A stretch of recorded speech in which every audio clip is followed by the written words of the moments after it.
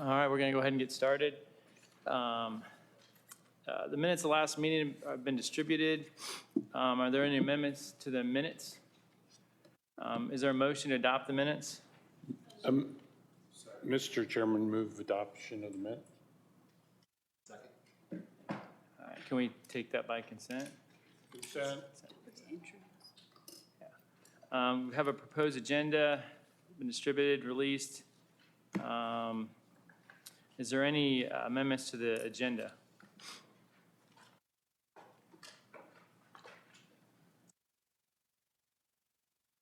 All right. The agenda is placed on the table for discussion. I see Rep. Hamilton, so that reminds me we have to do introductions. So we'll start with Lisa down here.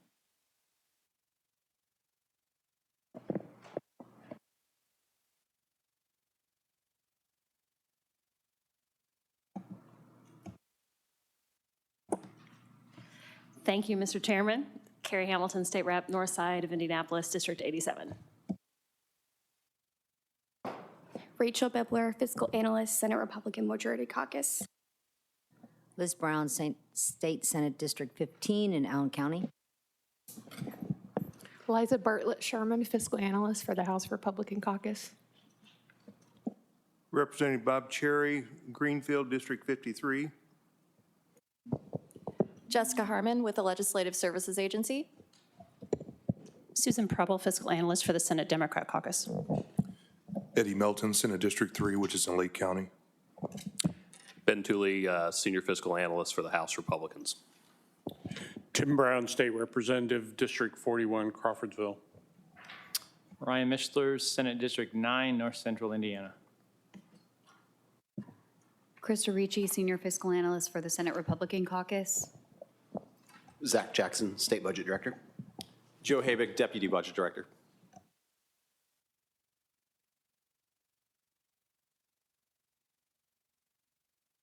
Fiscal Analyst, House Democratic Caucus. All right, any questions, comments from the committee? All right, we're going to get started. The first project up is Indiana War Memorial.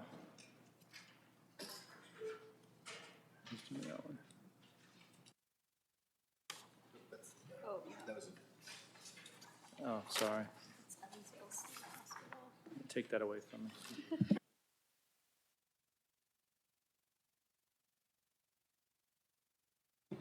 Evansville State Hospital, let's try that. I thought nobody was moving. I thought we're out of here, right?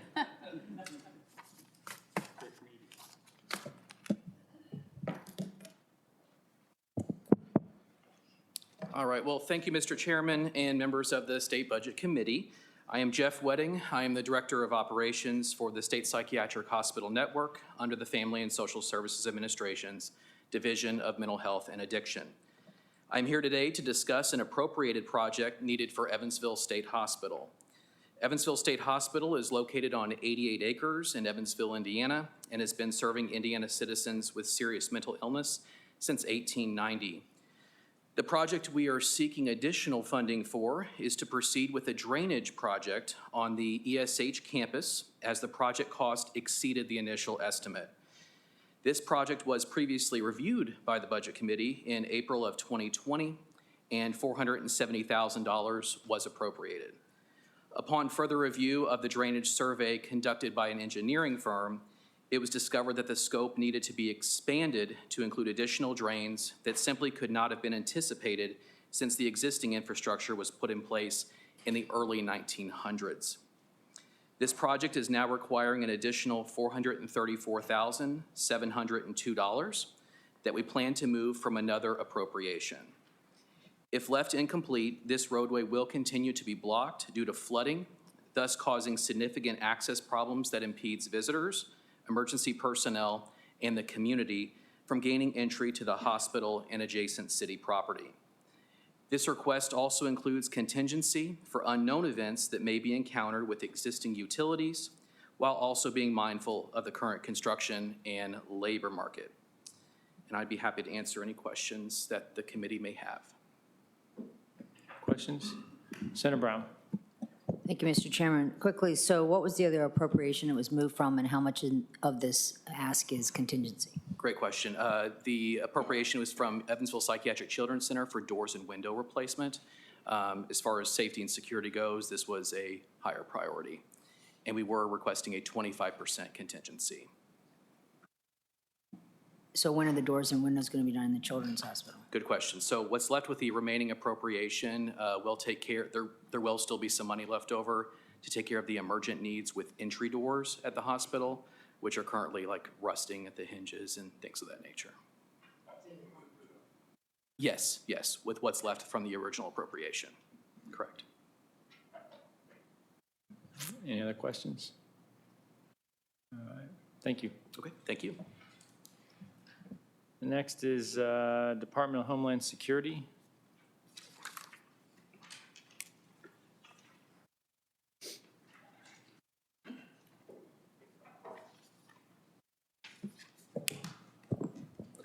Good morning, Mr. Chairman, ladies and gentlemen of the committee. Thank you for allowing us to present this morning. My name is Steve Cox. I'm the Executive Director of the Indiana Department of Homeland Security. Within our agency resides the State Fire Marshal's Office. We're asking for $500,000 to go ahead and complete the build out of a fire training facility located on some Department of Corrections property in Plainfield to develop a hub system or actual central location for us to be able to provide firefighter training for the state of Indiana, run basically by the State Fire Marshal's Office and by the Fire and Public Safety Academy that was developed after the state legislature created that training academy within our agency back in 2015. This money will help us build out infrastructure and props to facilitate that training on the Department of Corrections site just north of ILEA. And I'm happy to answer any kind of questions the committee might have. Thank you, Mr. Cox. Just a quick question. So Yes, a sir. lot of the locals have training facilities, and I know there's the MAC up in, I want to say Porter County. Yes, sir. So why do we need to invest in our own then? If the locals have them, we have the MAC, what's the rationale? So, sir, we acknowledge that there are many locals within the state that actually have some amount of training facilities. There's been no standardization in regards to those facilities. I used to be the fire chief in South Bend, Indiana. I spent 27 years on the job up there, as I think you know. And we built a significant training facility there for the South Bend Fire Department. However, a lot of the surrounding areas are serviced by volunteer agencies who don't have those types of training facilities or training facilities at all to facilitate the most basic level of certification. So that would be firefighter 1 and 2 training for those areas. And so one of the goals that we have set as an agency and within the State Fire Marshal's Office is to be able to build out a hub and spoke system throughout the state to be able to provide training grounds, safe training grounds for firefighters throughout the state of Indiana because there are significant portions of the state that do not actually have those types of training facilities available to them. In the absence of a centralized location where those departments could go for training, there's just basically a lack of training for those firefighters, especially in those areas that are serviced by volunteers. Senator Brown. Thank you, Mr. Chairman. So I'm from Allen County. Yes, we ma'am. have the infamous Public Safety Academy. I just did a SWAT day there on Saturday. It's a state-of-the-art facility. Senator Mischer mentioned the MAC. Yes, ma'am. And are you going to charge volunteer departments to come down and be trained? No, ma'am. The whole idea of this is to be able to create a classroom environment that is very much either online or in a way that we would be able to facilitate instructors to go to the firefighters to be able to provide that training where they're located.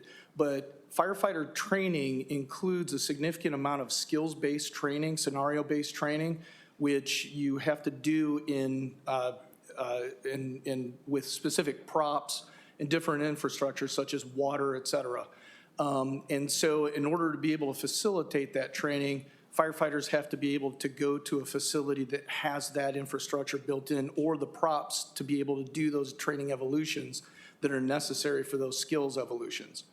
And so there are, like in Allen County, Fort Wayne Fire has a significant training facility. Yes, they do. And they have resources. But again, in some of the more rural areas of the state, or even in some of the more populated areas of the state, I would argue that Evansville doesn't have a facility quite like what Allen County has, or South Bend, or even the MAC has.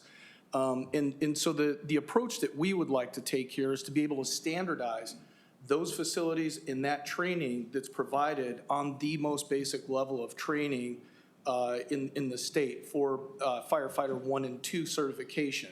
As it stands right now, there are places in the state where there just are no facilities available for those firefighters entering the fire service locally to be able to get that training. And so then they have to travel a significant distance at their own cost typically to get that training. Okay, well, I appreciate all that, but now you've said two things. You said you're going to do online training, so you don't need a fire tower. You said you're going to No, ma'am. So there's a didactic portion of the training that can be facilitated through online training, but what I said was that there's also a heavy skills-based side and scenario-based training, much like in law enforcement. The MAC, as you and Senator Mishler both mentioned, is just one training site in northwestern Indiana. I understand that, and we're already funding the MAC. Sure. Which I have had questions about in the past, because that's a volunteer organization. Yes, ma'am. But we have, as you said, I've done the fire ops through our Fort Wayne training site twice. It's a very impressive facility. Absolutely. And you mentioned the water. So not every not every fire department needs all of those skills, because those issues are not in all of their areas, first. Secondly, you're talking about the cost to go and train and to leave. That's exactly what you're going to do when you put this here. So you didn't answer my question. If I have a volunteer force in southern Indiana, because you just covered the top of northern Indiana, so it sounds like we're good. So we're putting something here in the middle of Indiana for southern Indiana, and how are they going to afford to take time away from their jobs to come up here and stay for a period of days to get the training? So it's not as simple as just the northern part of the state and the southern part of the state. There are places even within my own county in St. Joe County where volunteer organizations don't have local training facilities within just that one county. How are they going to afford to come down here? Well, that's where the hub and spoke idea comes in place, ma'am. So if we have a hub to provide specialized training, leadership training for the fire service in Plainfield, that would be the hub where we actually create a facility to be able to provide that specialized type of training. And then the spoke piece, which we anticipate coming to the legislature with later, would be to be able to develop localized areas in the state where firefighters would not have to travel more than 45 minutes to be able to attend training. You're building a fire tower. That's what this request is for. Yes, ma'am. Here. Yes. So people have to physically come here. Yes, ma'am. So they're not going to, you're not putting a fire tower, your spoke, and we already have our spokes ready to go up in northern area. When they come here, are they going to be charged to you? No, ma'am. Okay, so we're going to absorb the cost. Are they going to be spending the night? Are we going to have facilities for them, dorm type things? No, ma'am. So first of all, the training would be provided by state instructors, which we already employ. So that piece of it is taken care of.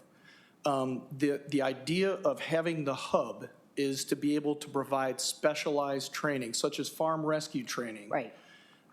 We would be looking to build towers in different parts of the state as the spokes in places where those facilities don't exist. Rochester is a perfect example in the northern part of the state, ma'am, that has no training facility whatsoever. And so that would be potentially one of the places that we would look to be able to provide that type of a facility. The firefighters in Rochester have to travel about 45 minutes up to South Bend or Goshen to be able to perform training as it is right now, ma'am. So that the idea of the spokes is where we would be able to provide that localized facility for local training, not the hub. So are you working with, and have you already contacted, for example, the Fort Wayne Fire Department? Yes, ma'am. And- Every day. Eric Leahy has been, actually, the state fire marshal is right here. He was actually in contact with him the other day.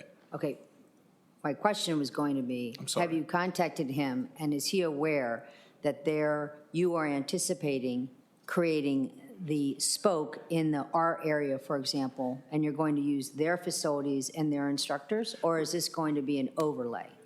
This would be in conjunction with them, but it could also be an overlay. We've spoken with Chief Leahy about how we may be able to collaborate with him in order for us to be able to provide state and local resources to be able to provide that instruction. It's much like the state police with ILEA, where they provide some amount of instruction in Allen County, for instance, or in the Northwest Indiana at their localized academies. They use some amount of local instructors, but they also would use state instructors as well. Okay, I think I would like maybe offline to have a conversation. Sure. Long-term, because Yes, ma'am. this is going to be a more labor-intensive and more capital project-intensive. So I'd like to see the long-range plan for this going forward, because having the state, part of us, and at the time locals, absorbing the cost of the Public Safety Academy, which is still a state-of-the-art facility where we did our SWAT day. But to think about, and then I think our Fort Wayne Fire Department as well are the highest trained. So my concern is if we're going to start building these sites, and you talked about even places in your old St. Joe County, they're a lot closer to Allen County than they are to Marion County, or where this tower is going to be in Plainfield, right? Yes, ma'am. So if these current facilities are not already being used sufficiently, and we're going to build more, and they're going to come down here, I understand that's what your proposal is, but you are putting a fire tower here, and I appreciate that, but I'm just saying I'd like to see the long term, because I wouldn't want us to be stepping on what we've already built and what we are already doing in communities. 100%, ma'am. And in fact, I'd be very open for us to be able to have an offline conversation All with right. you to explain all of that. Thank you. Not a problem. Senator Melton. Thank you, Mr. Chairman. When I look at the summary, I just want to get some clarity. It says the training tower will be constructed using shipping containers that you guys already acquired. Now, is the land, who owns the actual land? Is it the academy or? The state owns the land already, the Department of Corrections. It's on the Department of Corrections property over by the Plainfield Correctional Facility. Okay. And kind of a follow-up to what Senator Brown was asking in terms of, do other local agencies contribute towards the training that they receive? Do they pay a fee? Is there some type of assessment or anything like that? No, sir, no.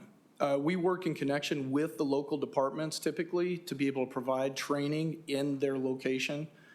In fact, the Public Safety Academy has, as it stands right now through the fireworks tax, a set amount of money that we utilize to be able to provide training resources to local entities and some amount to be able to purchase some amount of fire training props for their locales, but it's not a significant amount of money. Yeah. I went on my first tour with our Northern Indiana Law Enforcement Academy, and that was when I've learned that the Plainfield location was really the only state-funded location in the state. So I was just curious on how the sustainability and that will work. So thank you. Yes, sir. Any other questions? All right. Bet you didn't expect that many questions, did you? No, sir. All right. Thank you, It's all Mr. good. Cox. All right. Thank you. Next is the Adjutant General, Major General Dale Lyles.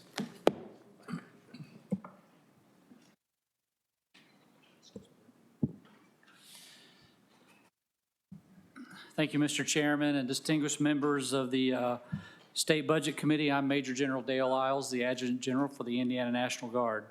I'm here this morning to request funding for 2 sustainment repair and maintenance projects.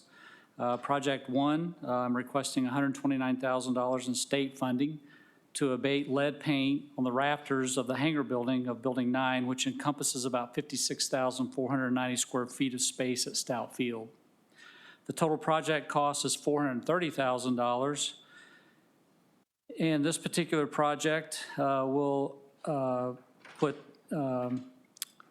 abate the lead inside the building, which currently houses 3 of our units. It's also a facility that we use for our daily fitness and training. It's a facility that we used during COVID-19 response to assemble our soldiers and airmen before they actually proceeded out into the community to help with that. And it's also a place that we use for assembly area training for response, civil disturbance response at the War Memorial. The scope of the project includes pre-cleaning of all areas and the use of high-efficiency particle-absorbing air filtration units. All loose lead-containing paint will be removed, and lead-blocking paint will be used to encapsulate any remaining lead-based paint. The second project that we request is for $40,702 to be added to $78,799 that was previously funded to replace the roof of the dining facility for the Hoosier Youth Challenge Academy. The total project is $478,000. The facility was constructed in 1968, and there is currently no applicable warranty on the existing roof. The roof is separating and causing numerous leaks, to include leaks directly over our food preparation areas. The scope of the project includes tearing off and replacing an existing 17,100 square foot of flat roof. This includes demolition of current roofing system, replacement of deteriorated decking material, installation of new insulation, and new roofing system that will be warranted for 30 years. Thank you for your consideration of these 2 projects. I'll entertain any questions. Chairman Brown? Thank you. Thank you. What's the enrollment been at the Hoosier Youth Challenge Academy? The enrollment's been off for the last 2 years because of COVID, so it's been about half. So we've graduated about 120 students in 2 classes over the last 2 years. We expect enrollment for the next class to be back up to 120 per class. Is there an analysis long-term of the facilities out at Knightstown and what you use and don't use, and is there going to be any change? Yes, sir. So we have a plan to consolidate from old buildings and to collapse into the minimal amount of buildings that we can use in order to sustain the program. And then to take the buildings that we are not using and put them into a mothball or a warm status so we can save funding by supporting those existing buildings. Those buildings, as you may know, are on the historic register, and so demolishing them would be quite difficult. So we are paying very close attention to that and how we can save money by putting them in a mothball status. Thank you. Thank you, sir. Representative Porter? Thank you, Mr. Chairman. General Lyles, who will do the work in regards to the roof? Is that already done? The bids already let or what? Yes, so we'll put the bids out. As soon as we get approval to do that, the bids will go out, and we will take into consideration all the disabled veterans organizations and minority organizations that we consider for the bidding process. Good answer. Thank you. Yes, sir. Representative Hamilton? Thank you, Chairman, and Adjutant General Lyles.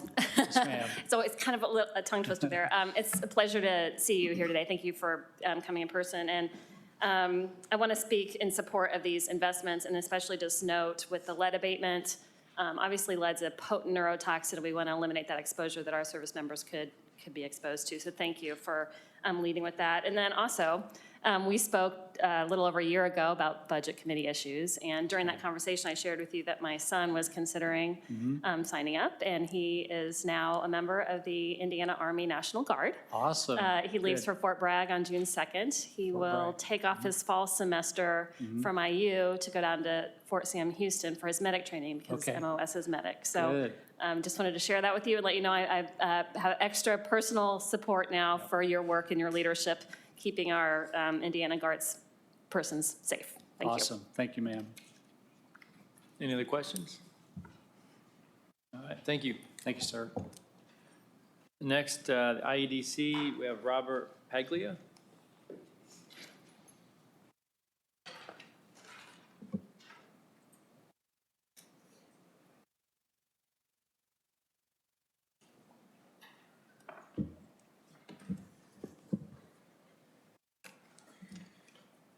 morning.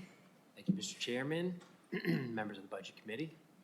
My name is Robert Paglia. I'm the Senior Vice President and Chief Administrative Officer for, There we go. I'm the Senior Vice President and Chief Administrative Officer for the Indiana Economic Development Corporation. With me today, I have Vincent Ash, who's our VP of Development.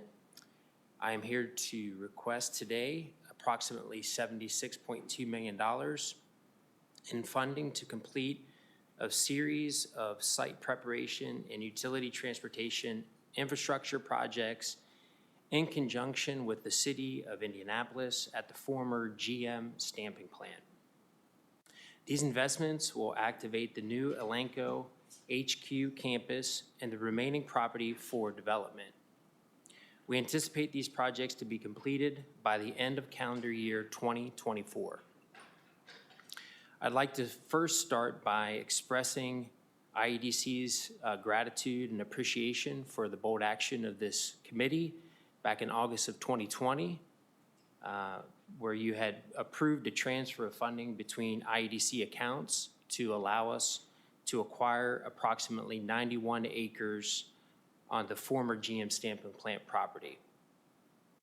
Doing so cleared the way for the IEDC to assist in the resolution of a dispute between the city and a former developer while paving the way for the state to retain the headquarters of the second largest animal health company in the world, along with over 2,300 jobs retained in Indiana, with an additional 1,782 net new positions by 2030, positioning Indianapolis as the center of animal health research and innovation excellence.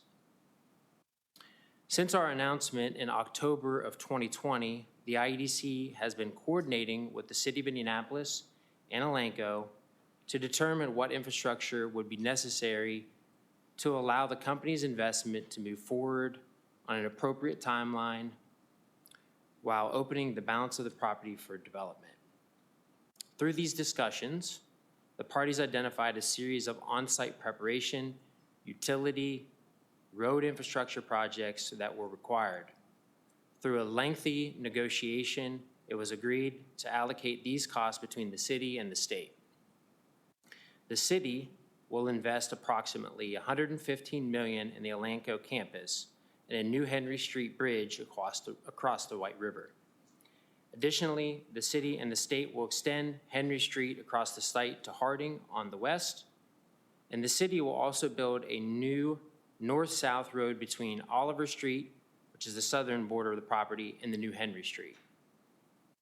In addition to sharing the cost of extending Henry Street across the property, the state agreed to prepare the site for Elanco by extending and relocating utilities, removing the concrete pad, and using the material from this project to regrade the entire site, and to construct a new relocated White River Parkway to accommodate the new bridge. The new road will be built approximately 500 feet west to the current road and align with an existing city street to allow IFD improved north-south access to the Washington Street via the new parkway. I think it is important to highlight the collaborative process that was pursued in order to ensure the state achieved its goals while respecting the needs of the city and the surrounding neighborhood. Since this project was finalized in November of last year, the IEDC has been meeting regularly with the city representatives as we develop the master plan for the site. And also in coordination with the city, we also held monthly calls with the Valley neighborhood to learn and better understand their expectations and concerns. This feedback was ultimately integrated into our vision of the property, which was presented to the community at a public meeting last month. We are happy to report that we have received positive feedback from the neighborhood, stakeholders, and look forward to our continued partnership with West Indy and the Valley neighborhood as this exciting development starts to materialize. With that, I will conclude my presentation, and I'm happy to answer any questions that you may have. Thank you. Can you give us an estimate of the city's investment in this? Yes, the city's investment is a total of $140 million. Thank you. Representative Porter? Thank you, Mr. Chairman. I have a couple of questions in regards to this development. Of the $26 million that you talked about, what's the cost breakdown in regards to the specific, what you're going to spend that $26 million on? Okay, so Of the 76, I'm talking about 26, now also follow with the 50 million also. Okay, I think it's a good question. So the 26 million we allocated specifically to the Elanco portion of the development of the site, and the remaining 50 is for future development. And so the 26 million specifically is for utility work, the concrete pad removal, and then the utility relocation on the west bank. There's transmission lines that need to be relocated. Okay, utility work. When you say utility work, is that usually done by the local utility companies for the development, or is it, when you say utility, could you unpack that for me, please? So I will do my best. The individual who's the project lead is in the UK this week, so I may have to follow up with some of those details for you if that's okay. But my understanding it's related to all of the utilities, electric, water, that will be needed to service the property. So Elanco is responsible for that versus Citizens Gas or the water, so that's very I think unique. it's a portion share, but I could get you the exact Because, details. yeah, because you're going to be purchasing your water and your gas and AES, electricity from them. So I hope that you are not allowing them to come and build everything out, and then Elanco had to pay them for this, to get those services, utility services. I hope that isn't the case. Yeah, my understanding, and we can get you more details. Yeah. So we have a responsibility as far as the entire site to bring utilities to the site to service the development and future development. So usually those are at the sight lines. There will be some more than likely cost share between the city of Indianapolis, the state, and the utility companies to actually service the property. Hopefully that answers your question. It's adequate for now. Thank you, sir. Mr. Chairman, please. Of the $50 million that left of that $26 million, you use the word sub-projects. Could you enlighten us to the sub-projects, and also specifically what's going to happen with White River State Park with that $50 million? Yeah, so the property in total is 91 acres. 39 of that is being allocated to the Elanco project, and 10 of it will be for the White River. And then the remaining will be available for future development. I'm sorry, so you said 10 acres will be for White River State Park? Yes, sir. And 39 acres is for Elanco? That's correct. And of the 91, and so there's about 40 acres, about 50 acres left, right, or so? 42, 91, I believe. yeah, okay. And for future development, do you know what that future development would be? Not at this time. Not at this time. Is soccer in the works? So we have actually completed a master plan, and this master plan is in conjunction with the city of Indianapolis and community stakeholders. The overall development of the plan is, of course, is going to be a lot of different mixed use within that. We don't know for sure what exactly is going to be at the White River State Park. That is for that body and that commission to kind of decide what are going to be the uses of that.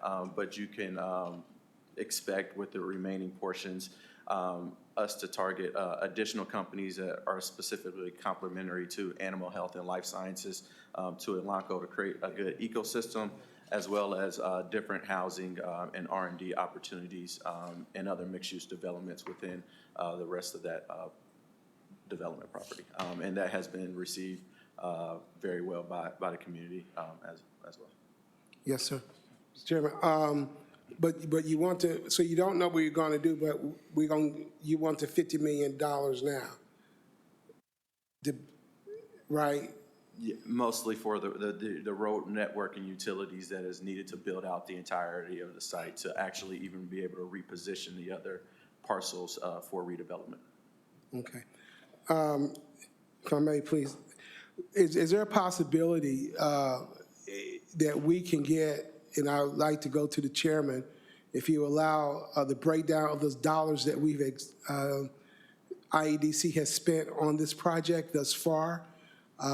We took $20 million from Next Level Flight Program a couple of years ago to help with this project, and I just like to have a real state-of-the-art accountability of those dollars, so it can be really transparent, so people really know how much money went there and where the money came from. I really appreciate that, Mr. Chairman, if I may make that request. Yes. And I hope it won't be 6 months from now. So if you need a formal letter, we would do that. Can you get us that information? Absolutely. And I'll mention the $20 million. The reason, as part of that discussion, the reason it came from the Next Level Flights is, during COVID, there was no flights. So we just decided it was a better use of the money, that particular period of time, so. Mr. Chairman, I do understand that happened in November of that year. So I do understand, but I just want to note that, let us not forget that we did put $20 million in Next Level Flight that was reauthorized by whomever to go and bring this project to fruition in November. Thank you, of 2 years ago. Senator Brown. Thank you, Mr. Chairman. You had groundbreaking recently for this project, I think. So what's the timeline to finish it? We expect Elanco to be moved in by November of 2024. So 2 years?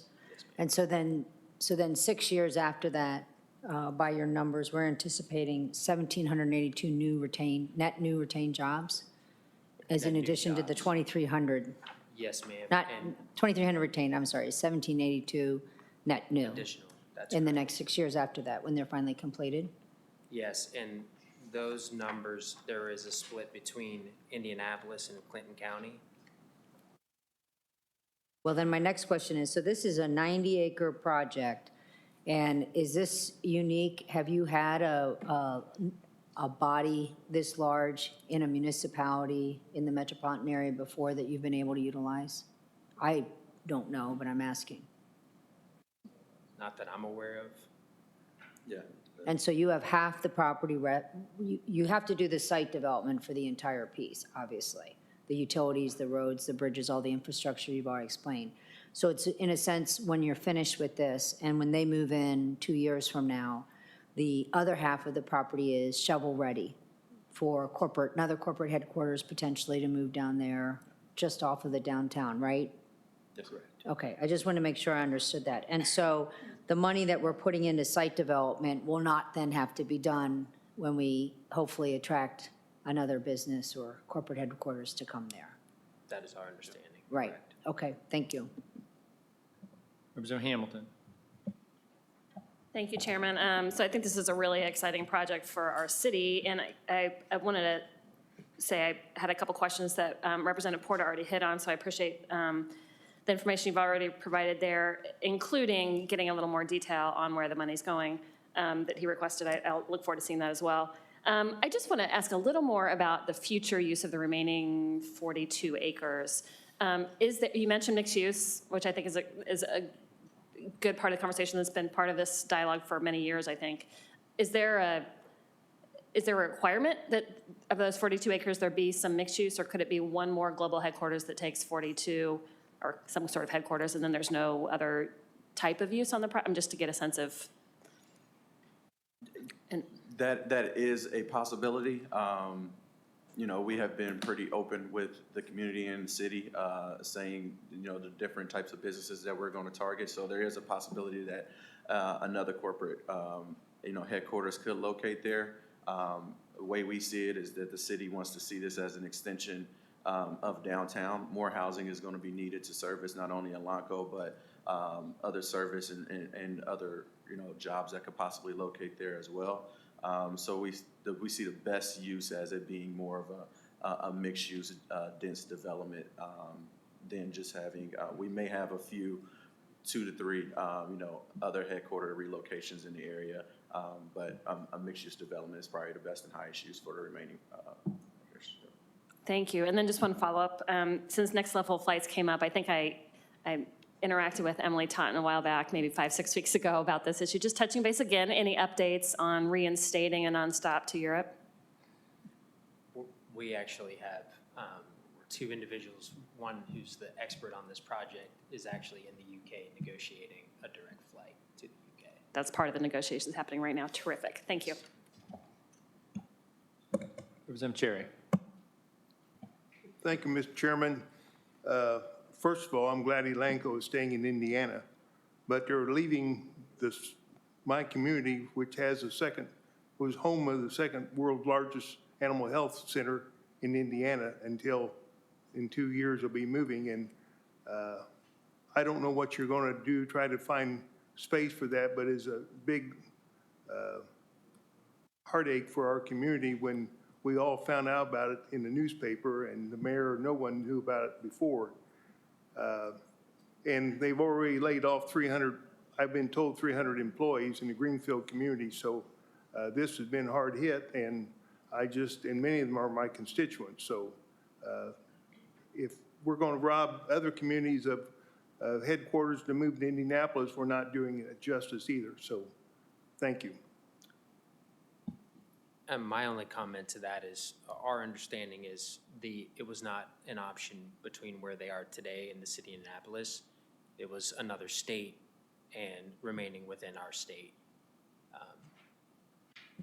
True, but if you'd given our community maybe that kind of money, we could have maybe kept them there too. But they've already laid 300 employees off, so good luck for Indianapolis. Sir. Any other questions?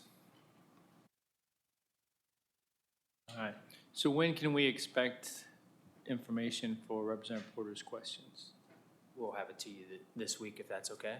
Yeah, if you can get it to the staff and then they'll distribute it to the members. Absolutely. All right, thank you. Thank you.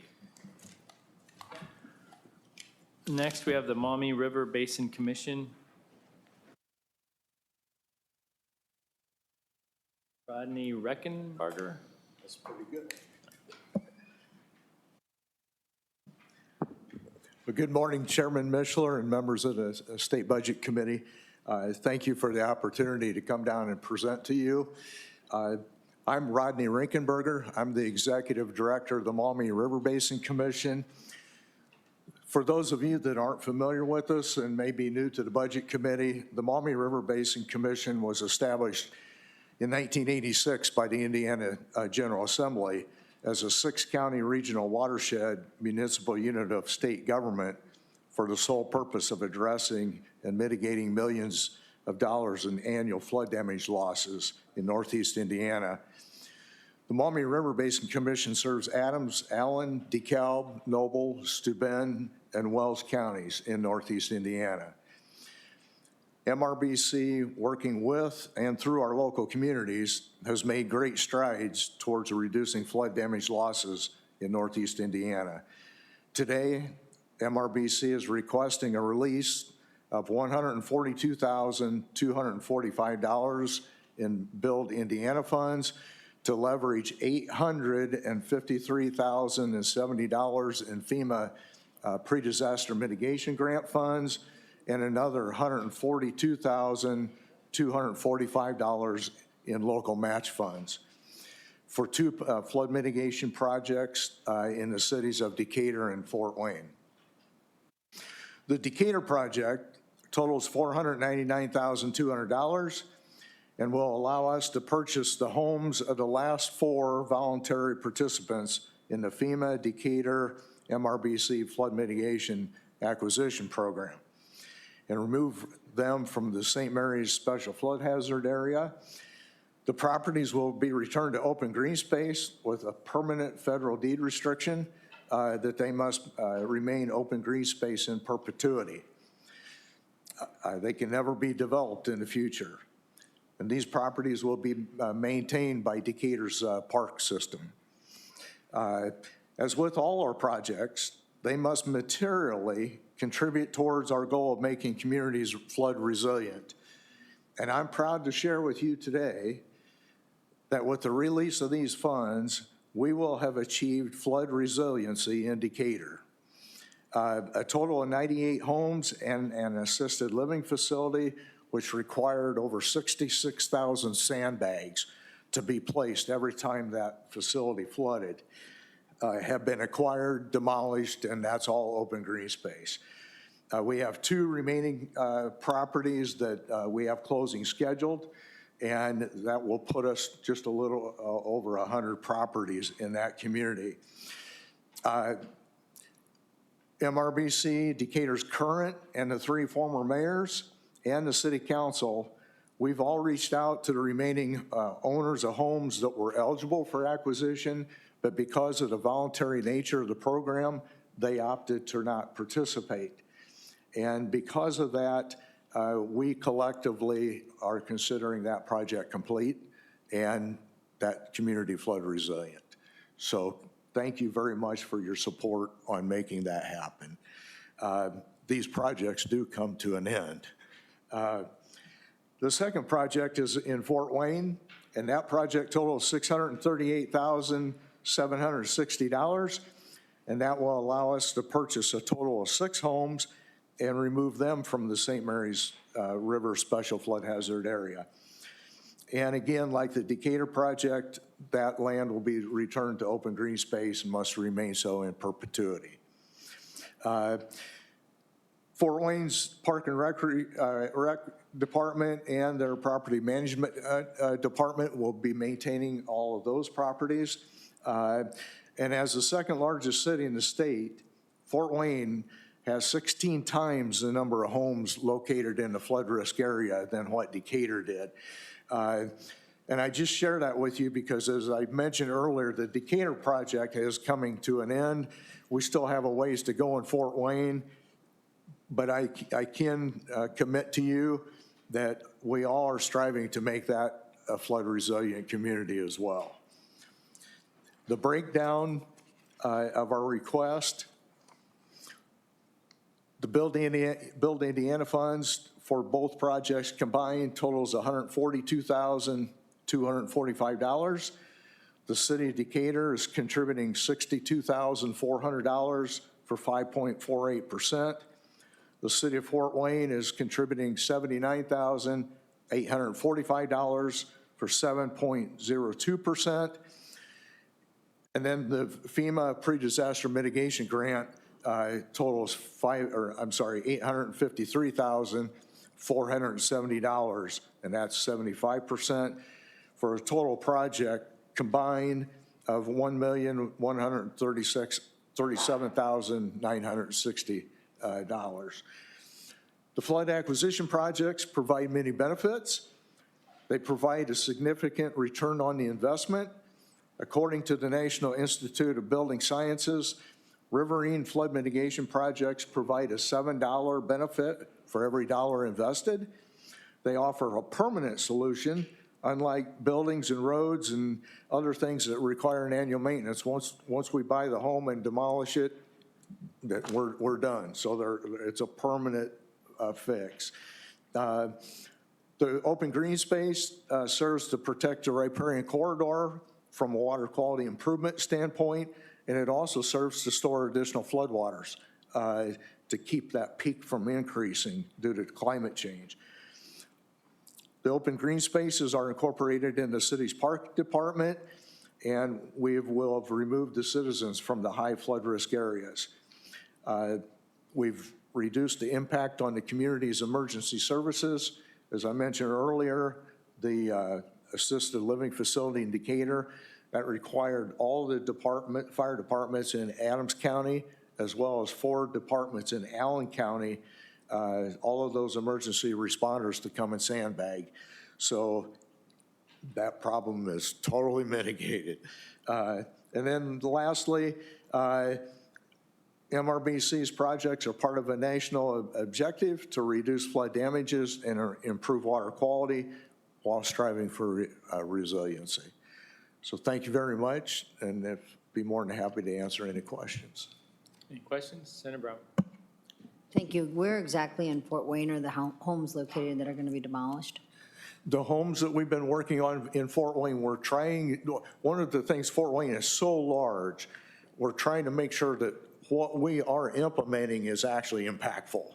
Because the worst thing that we can do is buy a couple homes in this side of Fort Wayne and a couple homes over here where we're not really mitigating anything. So our focus has been in the junk ditch area over by it'd be south and west of Jefferson Point, and then just south on the actual St. Mary's there by Taylor, south of Taylor Street. So that's the area of focus, and trying to mitigate that area. So again, their first responders don't have to respond there. Okay, so those are not near any current parks. So the City of Fort Wayne's Parks Department is going to manage that property going forward? Part of it, like down on Foster Park where we bought a number of properties, the Parks Department takes care of those, but then the city's Property Management Department takes care of maintaining the rest of them. Because junk ditch is kind of out of their way. I'm sorry? I said the junk ditch area is kind of out of their way, but they are prepared to do this. Yeah, absolutely. In fact, I think there's a long-term, if we can acquire all of those properties, and part of our, if I can call it a frustration, is that the program is voluntary. We are not allowed to use eminent domain. We can't do any adverse action. But if we can acquire those properties in the junk ditch area, I think there's an excellent opportunity for an educational wetland area to be formed out there.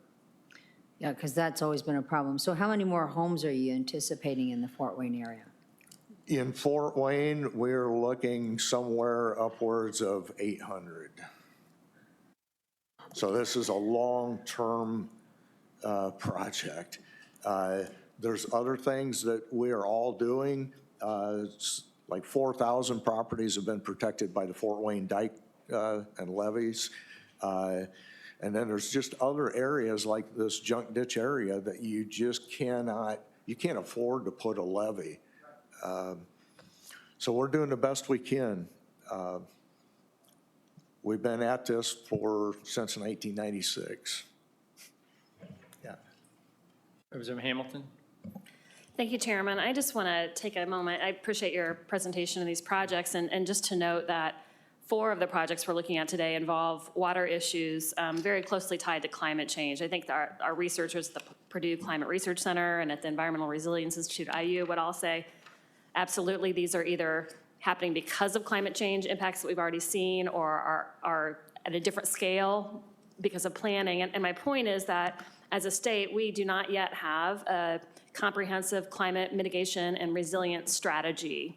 And I think that's something we really need to consider as we head into the 2023 legislative session, to be a leader, to bring together all of these conversations and make the smartest investments for our communities now, because we know how incredibly expensive it is to see flooding and other impacts of climate change that we haven't prepared for. Yeah. Thanks. Any other questions? Representative Porter. Yes, Mr. Chairman. Mr. Rickenberger, and I'm looking at it, says Build Indiana funds. I mean that's a throwback from a long time ago. Do you know, out of the 2017 budget, do you know how much money is left in the Build Indiana funds for you guys? How much is left? Left, yes, sir. I'm sorry. How much is left? I believe it's just either barely over 100,000 or just a little under. But it's pretty much gone. Mr. Jackson? Yeah, to that point, Representative Porter, at the Build Indiana Fund, we got rid of that in the 2019 budget. I'm looking at Joe, correct me if I'm wrong. But the appropriations that had been made out of there prior to its elimination, we have not reverted those appropriations, and I think that's right. I'm looking at Joe's screen for prior to this. Yeah, so prior to this request, Maumee River Basin had $260,000 of capital that had not been released by budget committee yet. There's a few other appropriations still out there, but for the most part, we're down to tens of thousands of dollars left in a few old funds, sub-funds in the Build Indiana Fund. And tens of thousands, do you have a more specific number? I mean, just looking right here, the Portrait restoration. yeah, the Veterans Home has 15,000 that they've not yet pulled down.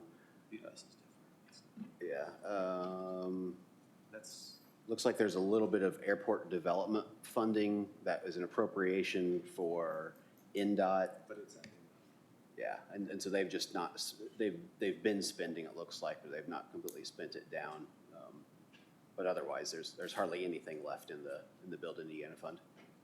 yeah. After this, Maumee River Basin will have between 115 and 120,000.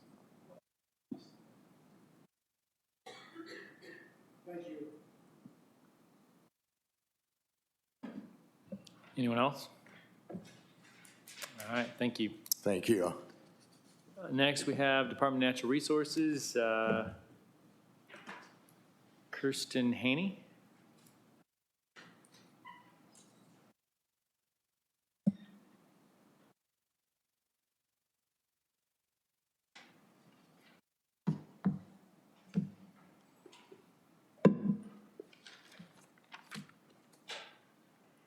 All right, thank you, Mr. Chairman, and good morning, members of the committee. So DNR has a total of 4 projects today.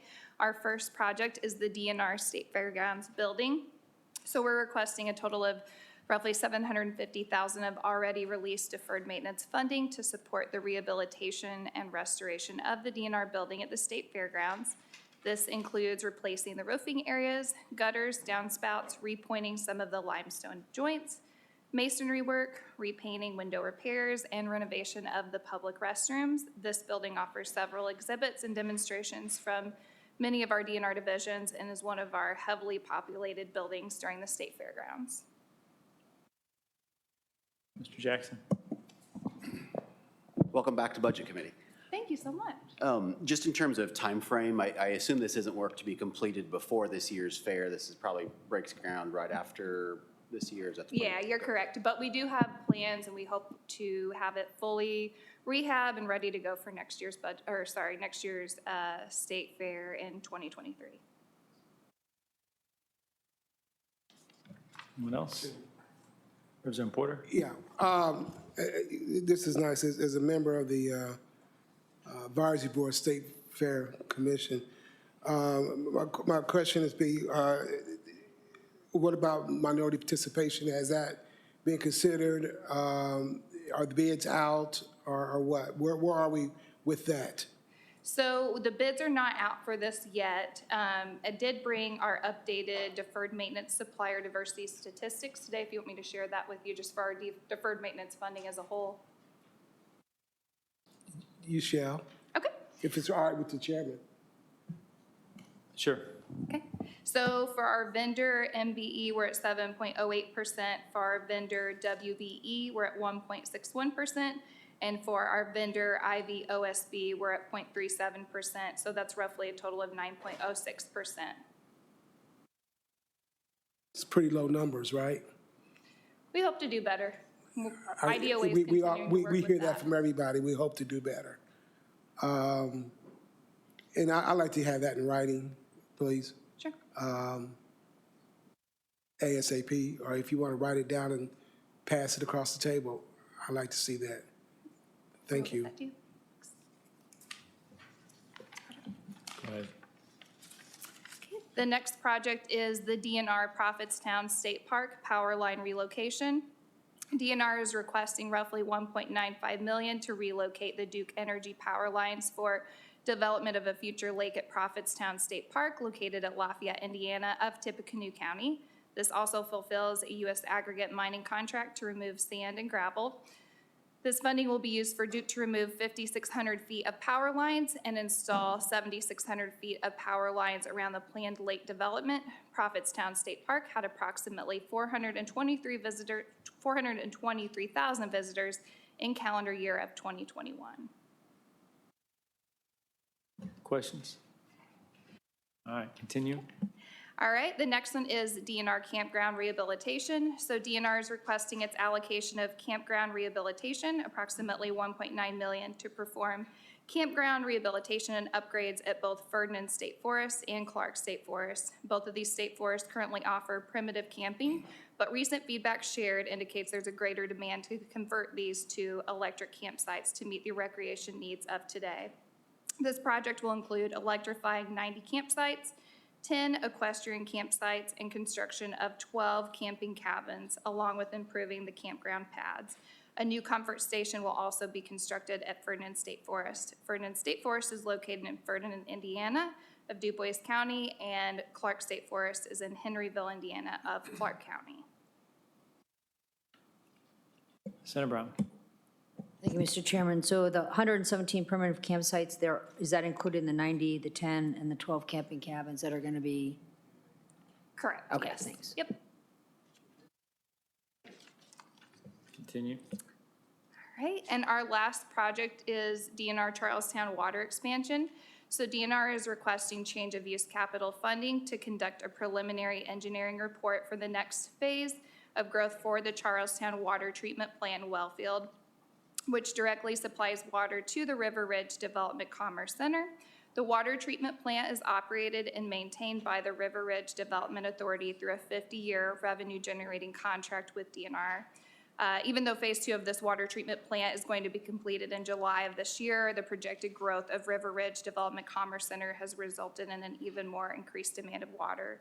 The preliminary engineering report will explore several engineering alternatives, infrastructure and cost estimates, provide an additional 15 to 20 million gallons per day so that we can ensure the Commerce Center can host the current and prospective tenant water needs. Question, Senator Brown. Thank you. So do you own the water treatment? Correct, yeah, it's state-owned. And then, so what's the 50-year revenue generating contract between you and River Ridge? So that one is between DNR and River Ridge Development Authority. That is just for them to actually maintain the operation of the water treatment plant. You contract out to them to maintain it? Correct. Oh, okay, Yep. thanks. Any other questions? All right, thank you. Thank you. Oh, I'm sorry, Representative Porter. Thank you, Mr. Chairman. I want to pivot back to the fairgrounds. Mr. Chairman, my concern is that we have our state agencies come in and say the numbers are low, we need to do better, and we'll look. My concern being around here for a few years is that it never pans out. And when you have a bid and you have a pre-construction meeting or whatever, and whoever gets that bid need to come in with those numbers. And if they don't meet the threshold of those numbers, you go to the next person. Next lowest, most reasonable bid, responsive bid. And a responsive bid is one that includes diversity, not just reasonable, but responsive to the constituents or to our state. And I don't know if if DNR or any other divisions take that very seriously. And I'm just very concerned about that, Mr. Chairman. We can't continue to push the football down and let it wobble down the hill. I mean, we just can't continue to do that. If we're going to be really true to thyself about being diversity, inclusion, and veterans, do the work and that they're capable. We need to hold our departments accountable and truly hold them accountable and say, if you don't do it, it's not going to happen. We pass it, they go away, and they think we forget, and sometimes we do, all right? And they just push it down, you know, and just say, okay, we will still do it, and we'll just look at the numbers. If they're not there, they're not there. And I'm just tired of hearing that, Mr. Chairman. That's my editorial, but truthful comment, and it's real. And I don't know what we as a General Assembly want to do. I know as a member of the Black Caucus, what I look like, I'm going to say, I don't know what y'all want to do, but I know it's something that we want to do. And I appreciate you giving me this time. Thank you. Any other questions, comments? All right, thank you. We're going to take 30 seconds here. We have some guests in the building that want to see what a committee hearing looks like.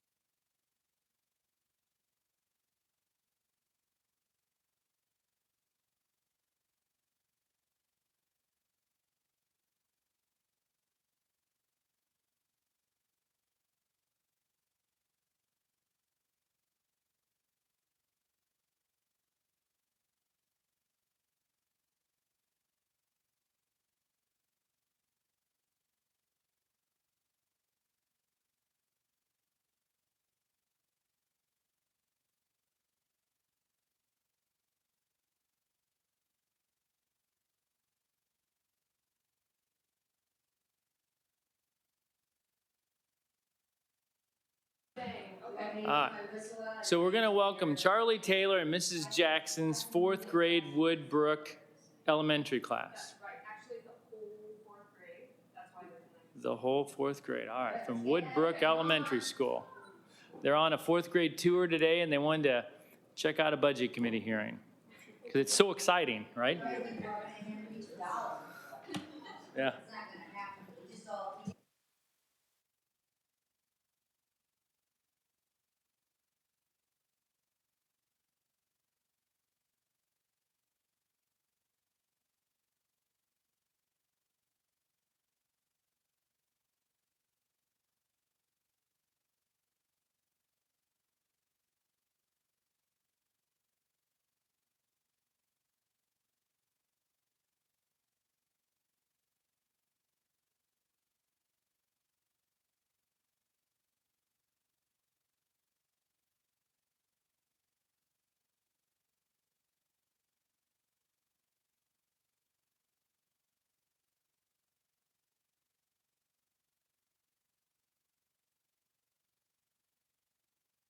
I can't believe our child's in fourth grade.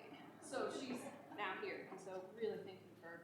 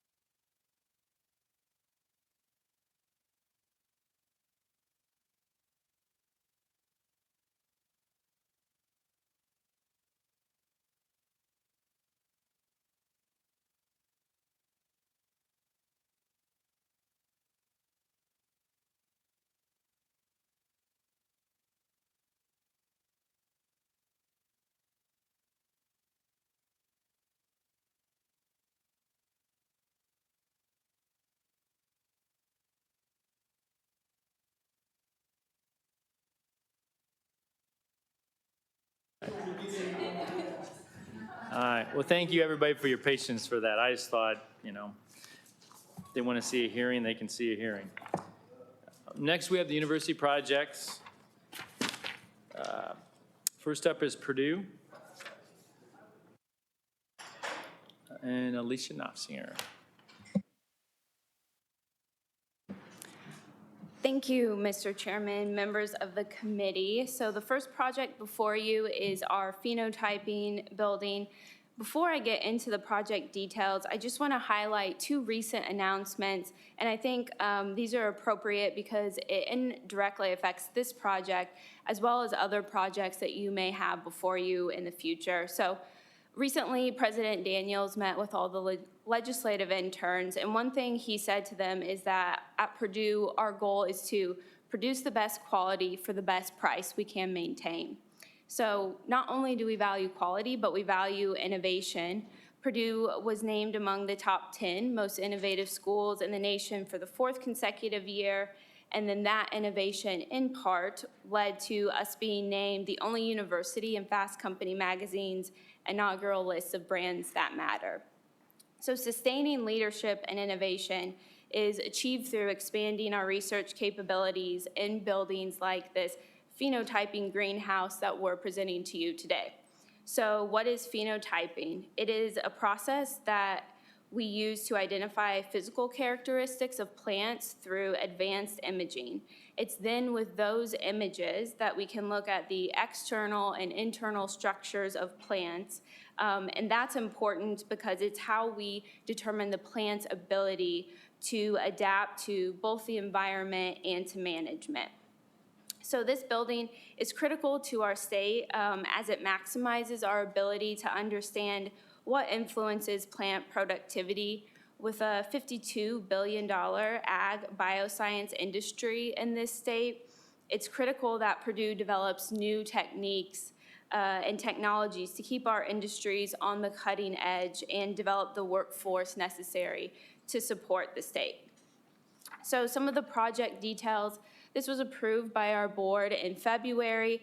We will be actually demolishing 2 existing life science ranges and then constructing a new 20,000 gross square foot phenotyping enabled greenhouse. It does include conveyors which allow for plant transportation from this new greenhouse facility to our existing Ag Alumni Seed Controlled Environment Phenotyping Facility. That's a mouthful. That project was actually approved by you all in 2016. So another important piece of this project is that in April of 2021, Purdue launched our Next Moves initiative. Basically, those are our strategic priorities. In those priorities, one of the 5 initiatives is Plant Sciences 2.0, which is this building. As part of Purdue's Next Moves, they dedicated the university dedicated $260 million over 5 years to these 5 strategic initiatives. $182 million of that is from university funds, with $78 million coming from external sources. So the cost of the project is $20 million to be paid for by operating funds reserves, which are, as I mentioned, all secured and budgeted as part of Purdue's Next Moves. So if you take the total project cost presented to you and divide by the gross square foot, you'll see that that is about $1,000 per square foot. However, I want to point out that the actual construction cost, which is approximately $13.8 million, puts us at about $690 per square foot. With regard to the construction costs, I think it's important to talk about some of the things that are going into that. One, this is on the smaller side of buildings that we construct, so you do lose some economy of scale with that. Not only that, but cost of construction is up about 10% overall this year, but you do have some other elements like roofs, which have actually, roof materials have doubled in price. So This building is going to be a research quality greenhouse facility as opposed to commercial or production that does require a more expensive mechanical system to allow for precise temperature controls and humidity. And then, as I mentioned, construction includes the demolishing of 2 buildings, and then this site has poor soil condition that requires a specialty or deeper foundations. So now I'll move on to what are those other costs that are included in this project outside of the cost of construction. So we actually include our own cost contingency. That's about 10.5% of the cost of construction. So that's a total of $1.4 million. In this $20 million, it includes our architectural and engineering design costs, another $1.4 million. We're also doing more to try and include all of our furnishings and equipment that are going to go into these buildings on the front end. That cost is about $500,000. And another important piece, in this cost of the project, we are including a quasi-endowment amount of $600,000. This is to proactively take care of our assets. So we started this with our vet med building, and currently an amount equal to about 3.5%. The cost of construction is set aside, then that money is invested, and then we will use it for future R&R needs. So this is something that we are starting to do for all of our projects moving forward.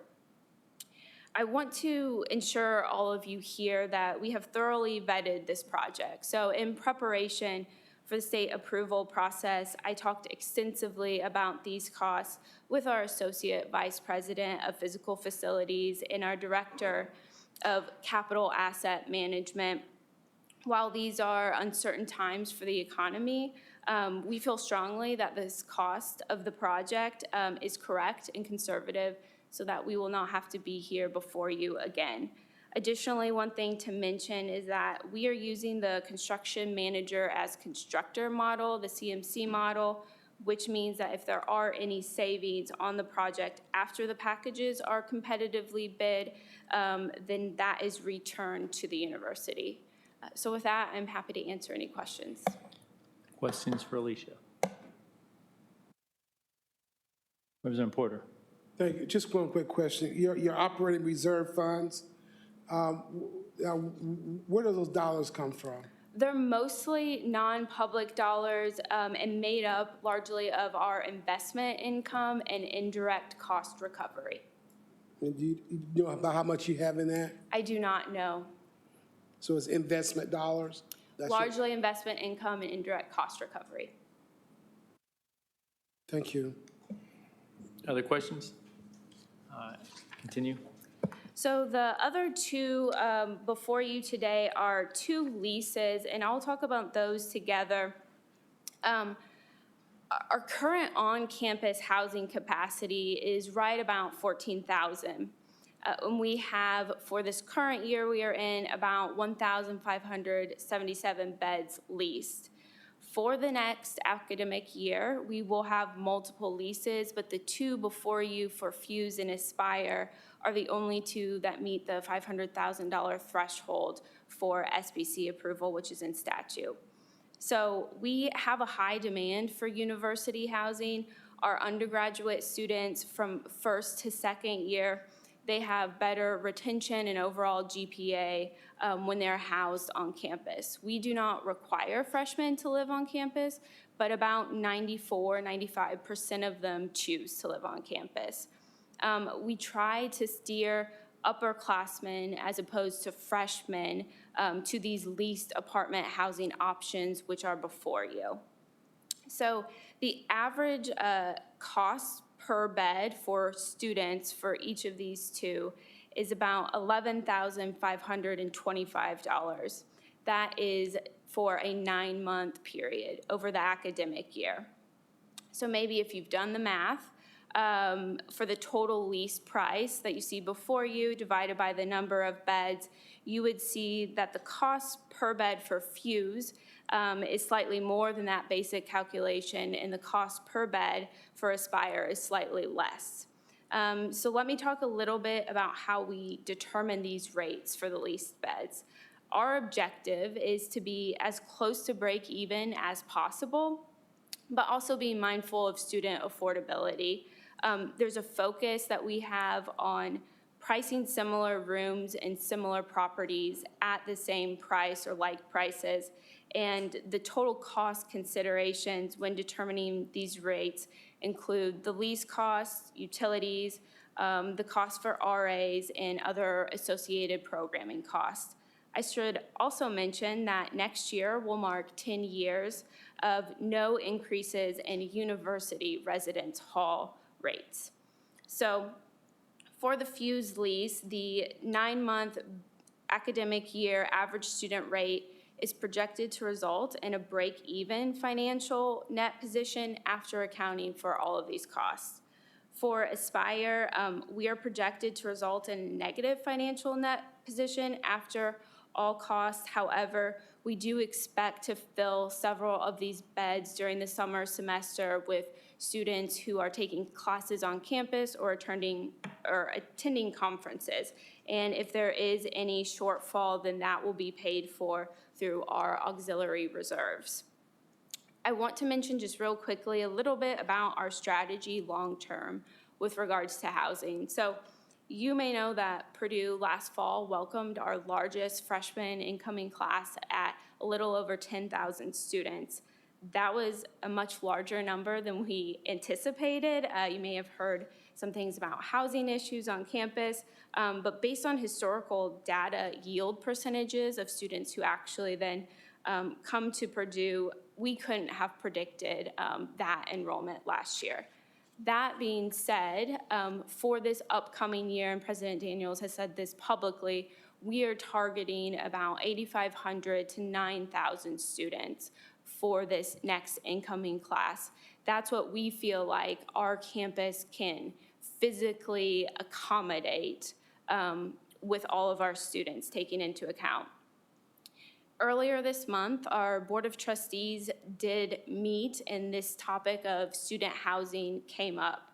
The demand for more on-campus housing is there. Some trustees are in favor of building more dorms as opposed to having more of these leased beds. So we are now working on updating our latest master plan as it relates to housing, and then that will come before our board in the coming months. In the meantime, we've consolidated these master leases, and all of these beds are in walkable locations that are near campus. So with that, I'm happy to answer any questions. Alicia, have you guys done a cost analysis of leasing versus building? And then the second part of the question is, it sounds like this might be a temporary need. With regards to building a new dorm, you're saying, are you asking if the need for housing is temporary versus a long-term need? First, yes. Okay. Second, have you done an analysis of the cost of leasing versus building new facilities?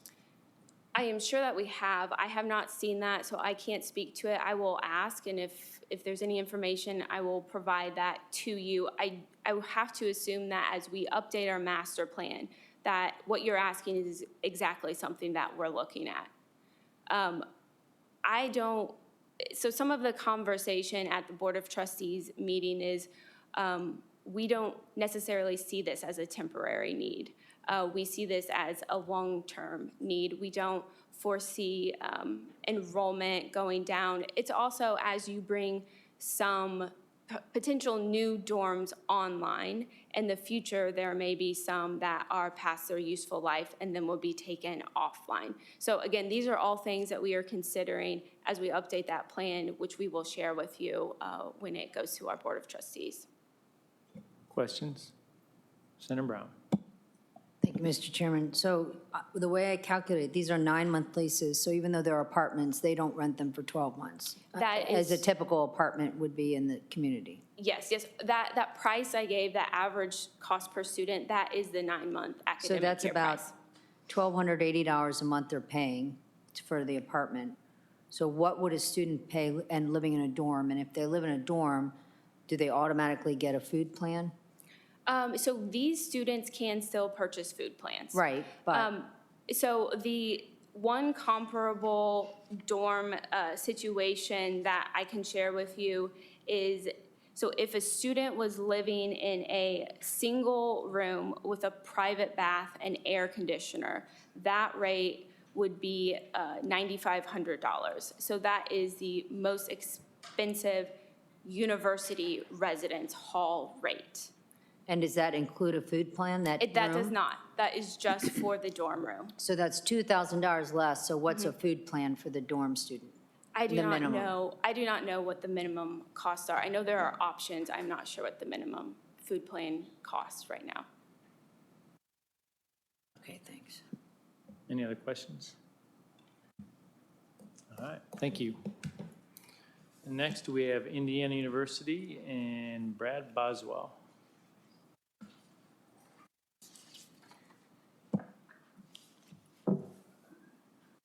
Thank you, Mr. Chairman. For those of you that are normally used to seeing Tom Morrison, I apologize, I'm not Tom. But to use a good baseball analogy, I'm the light-hitting utility player that got called up for the start today in Tom's absence. So good to see you. Happy to be here. We have one project on the agenda to present. It is a renovation of approximately 17,000 gross square feet on the second and third floors of Morrison Hall on the Bloomington campus. You may have recalled the name Morrison Hall. We, not too long ago, renovated a large percentage of that for some updated dorm space. This second and third floor renovation will be used to house the newly created Ursay Family Research Center, which the Ursay family had donated money for as part of their Kicking the Stigma campaign that was to address mental health awareness and mental health related research. Most of this work is going to be the creation and housing of a substantial data center that meets federal standards for security, both data security and physical security, because IU Bloomington was awarded being named a federal statistical research data center, and that allows them to utilize information from the U.S. Census Bureau, the Centers for Disease Control, and the National Center for Health Statistics. The location will also house other databases that can be used by research partners, including the School of Medicine and state agencies. It's estimated that it'll cost approximately $3 million, all of which are coming from the gift through the IU Foundation. Senator Brown. Thank you very much. So this is going to probably be a very expensive project going forward if you're going to be complying with the federal data security requirements. So what's going to be the ongoing cost for maintaining this? That's a good question, Senator, and I'm not sure if we've spelled that out in our supplied information. Let me double check. I don't think I have that here, but we can get back to you to let you know. But certainly, it is a lot of upfront cost to get that established, and there's both, like I said, physical standards and data security standards. So the physical standards, I think, is pretty much going to be an upfront thing. The data security will be more ongoing. I guess some of that would obviously be relative to the risk at any particular point in time. Risk standards are going to change on the data security side. Yeah, so I guess my concern with this is the $3 million mostly in the physical project, the capital project of maintaining the security and transforming this, because just the number of servers, the amount of infrastructure you're going to have to put to maintain all this data, because obviously it's not stagnant. And so as it's ongoing, and you're going to have to constantly be increasing your cloud storage space per federal standards.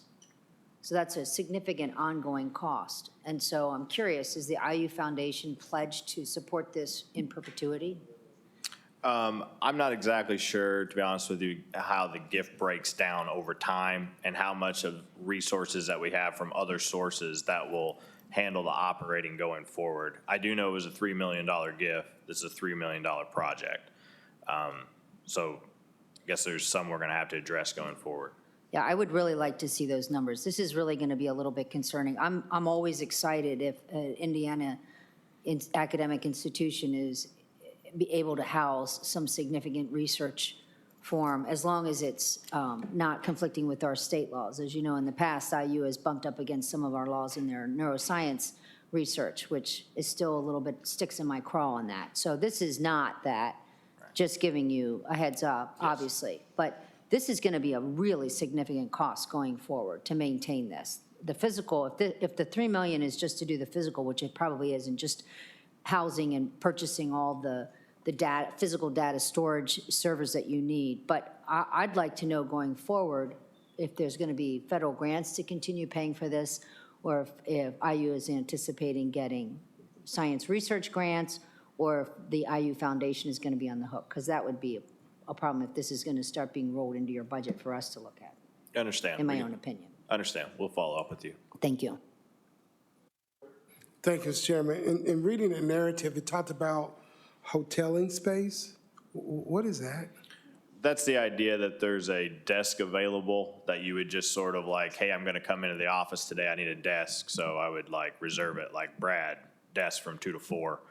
And then, so it's not like my own office. It's just desk space that's generally available that people that are using the area can utilize when they're there.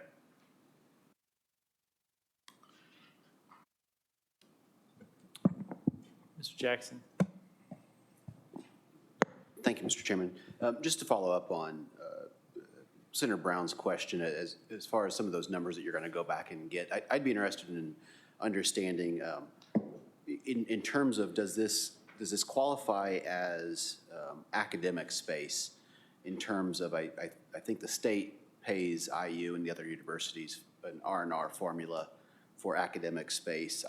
Based upon the write-up, I can't really tell whether this is academic space or not. So who will be, in addition to how much is it going to cost, but who will be on the hook for the ongoing R&R costs?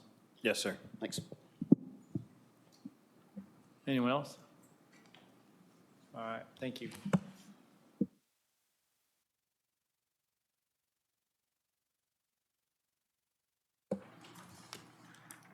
Next, we have one review item. Allison Taylor, welcome back. Now you're going from mom back to work. Thank you, Chairman.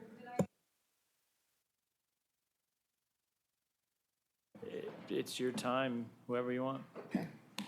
All right.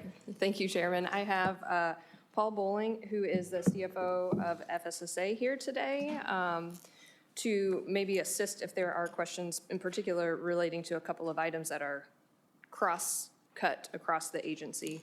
But I will start with our first state plan amendment involves out-of-state children's hospital payment. Recall we presented a new out-of-state hospital methodology involving applying 130% to the base Medicaid rate a handful of meetings ago, and we are back after discussions with providers and legislators and at the direction of legislation from this past session. We're updating that methodology and essentially applying that 130% methodology to outlier payments, which are not generally within the base Medicaid rate, but in discussions with legislators and the providers would like it applied to the outlier scenario. And so you will see we have provided, we expect the total cost of the program about $4.76 million. So we've provided the fiscal impacts, and we will be submitting the SPA to CMS by June 1st to update our methodology with CMS. Questions? Continue. Okay, thank you. The next portion we are providing you, there's two items that really work together, so number 2 and number 3. I'll give a really quick summary and then get into each one of them. And these relate to our FSSA's COVID-19 response. And generally, we have two mechanisms working together. Number 2 involves a state plan amendment to cover changes that we made under the American Rescue Plan Act that basically, we were required to provide COVID-related services with no cost sharing to Medicaid beneficiaries. And there's a set of services that are included in this basket or offering, and that is COVID vaccine and administration, COVID counseling for EPSDT, so just think that's kids, diagnostic and COVID testing and COVID-related treatments. So that's the service offerings. And this first item, the state plan amendment, CMS said, we required you to make these changes, but you need to cover it in your contract with us. So the state plan amendment will cover retro and through the end of the public health emergency. The waiver, which is item number 3, the 1135, no, I'm sorry, I'm in, let me double check. Yes, I'm sorry, the waiver is the one, the first item. Number 2, covers the retro through the end of the public health emergency. And then you'll see a similar entry for the disaster spa, which will cover that tail end, which CMS is requiring states to kind of provide these services for a period beyond the PHE as we sort of unwind. And the length of period is in here.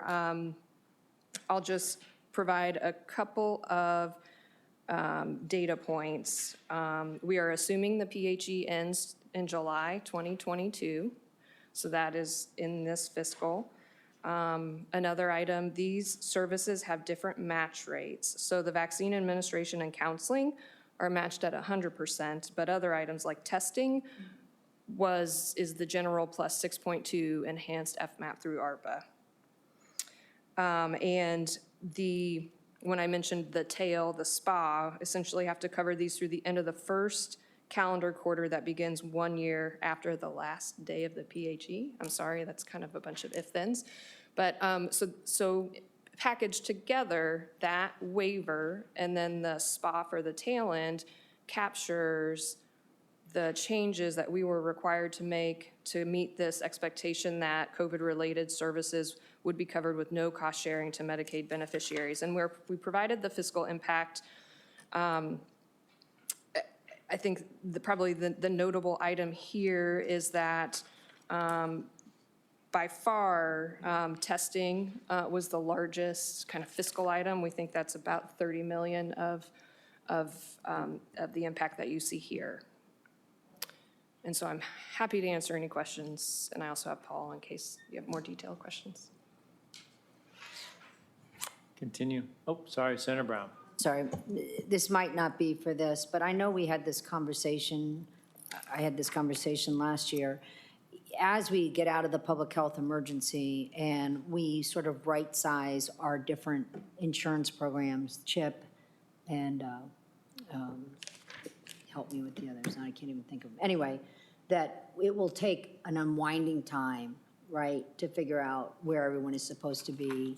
Certain requirements and qualifications have been waived, those are my words. I don't know if that's really the correct words. And so what do we think that's going to take in terms of looking in 2023? If the PHE ends this July, how long will that take to unwind? And do we have a sense, and if you don't have it now, of what that dollar amount is going to look like? Because my understanding was that there was going to be a sort of a cost to us as we sort of, I'm going to, give people this level of coverage when they qualify for a lower level of coverage, and we're going to be paying for this and not getting that reimbursement, right? Does that make sense? That does. I think from a process perspective, with the expectation that the PHE ends in July, then the soonest states can start to return to normal operations. That's kind of what we call it. And we've been planning for the return to normal since we started the PHE, right? So we are always in preparation mode. We are targeting a 12-month unwind phase. Paul, I don't know if do we have so I can describe the policy. I don't know from a fiscal perspective. Yeah, I think if as we have I that understand information. it, we're still looking at, your question is, we're gonna have to cover these individuals for this additional 12-month period or over that time frame, what the cost is to us to do that. So we're working now to get that fiscal together about what that cost looks like, over that time period, so we can better quantify that, for you, and we're happy to share that information, once we have that for you. So I guess it'll be ready for budget time in January of 2023, because you'll be closer to it. No, I'm not being sarcastic. It's going to take a while to figure out the numbers, right? That and, with the PHE still in flux right now, July 15th is what we're estimating. We'll have to keep an eye on what the feds, where that comes out in. So once we know that for sure, that'll help us in that determination and getting them a more fine calculation around that. You're welcome. Chairman Brown.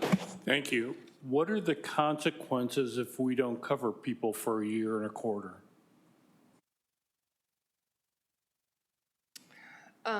Well, we have to cover folks through the end of the PHE to maintain the enhanced FMAP. And then through the unwind process, CMS has there are consequences, right? There is a set of expectations that CMS is expecting states to unwind in a kind of, in a staged and extended period. So we're really kind of following the updated CMS guidance. And as Paul mentioned, we've seen it kind of adjust over time a little bit, but the current directive is very solidly kind of the 12-month unwind process. But we do have a little bit of time left and are watching for CMS guidance. Again, though, what will the federal government do to us if we don't cover those people for a year and a quarter? I'm going to have to follow up with you. We will follow up. Thank you. My understanding, I had this conversation with, it's not that we don't know who they are. I thought that was my understanding before. In other words, we know the hundreds of thousands of lives we've covered since the pandemic started, and they're in certain categories. But because waivers were given and requirements, don't you have to resort them and calculate where they're really supposed to be now? And that's the problem. Yeah, so we will redetermine. Yeah, you're right. And there's a tremendous caseload, and you can't do those all in a month. I mean, that is part of it. It is logistically what it takes to operationally unwind it. Yes. Anyone else? Continue. All right. If the committee's comfortable, I did kind of consider those two together. So the next one is clinical trial coverage SPA. And this is what I would call just a routine amendment to the state plan, to our state plan. CMS issued a Medicaid director letter in 2021 that outlined for states that they need to assure they're covering routine patient costs associated with qualifying clinical trials.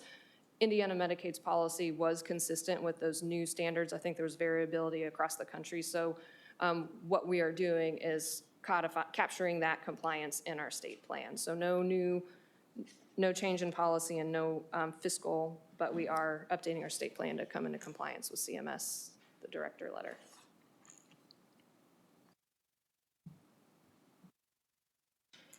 Okay, the final item is the Adult Mental Health Habilitation State Plan Amendment. And this program, through our sister division at DMHA,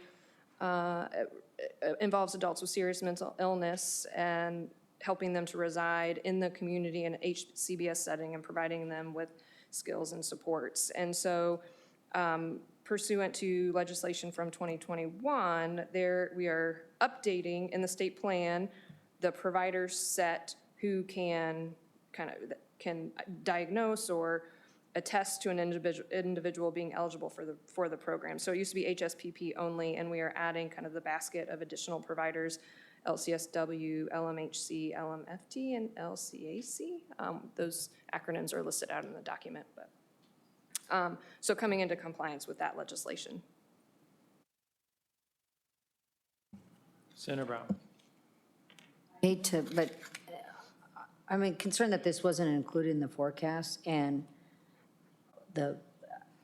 I think the concern for me is not that we're having more people diagnosing the same number, but that more people will be diagnosing more people, and that there was a concern about access before because it was such a limited number of people who were able to diagnose a test, and which is essentially, in my world, billing, being able to be reimbursed for that. And so with the mental health crisis that we've seen and we've had, from schools on up, my concern is that this is going to be an impact. My second concern, which is a little off the agenda, is that we brought this is legislation, and I've had concerns in the past when we have to sort of push this when there's access is an issue.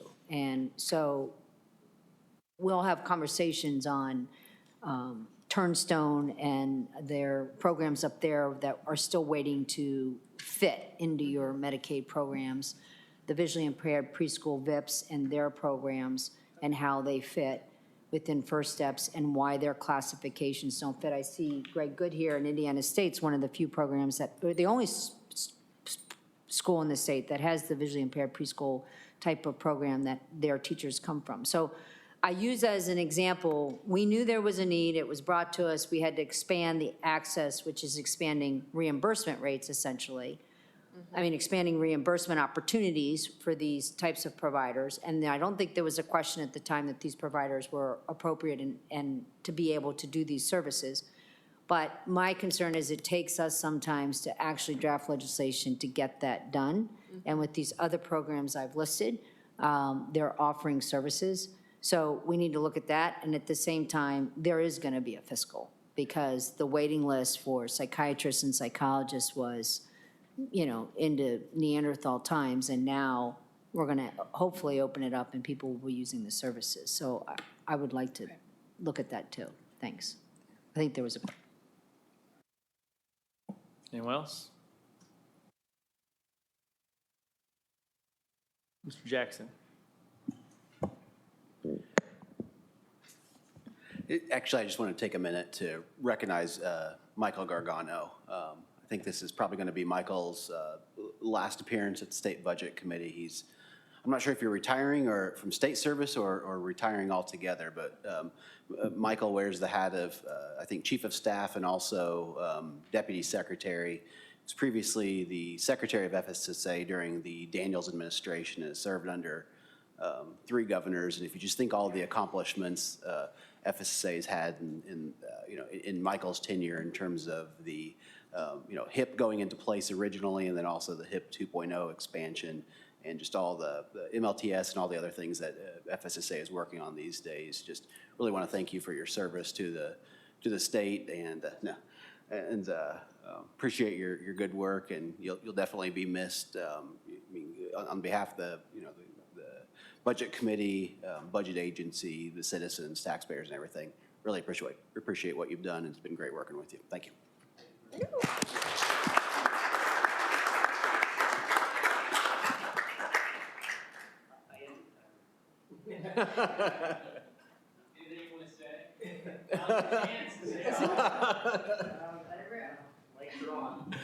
He's still got a month left. Oh, okay. Don't want to burn that bridge yet.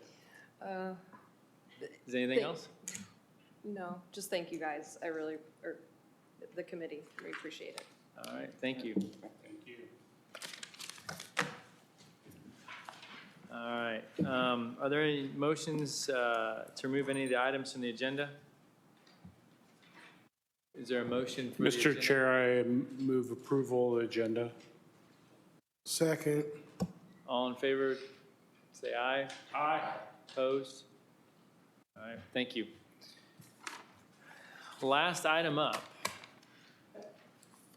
Mr. Chris Johnston and our regular COVID relief recovery fund update. And honestly, again, I want to thank you for all the hard work you do on this, and the work you do with the federal government to find the best possible use for the funds. And I know it's a lot of work.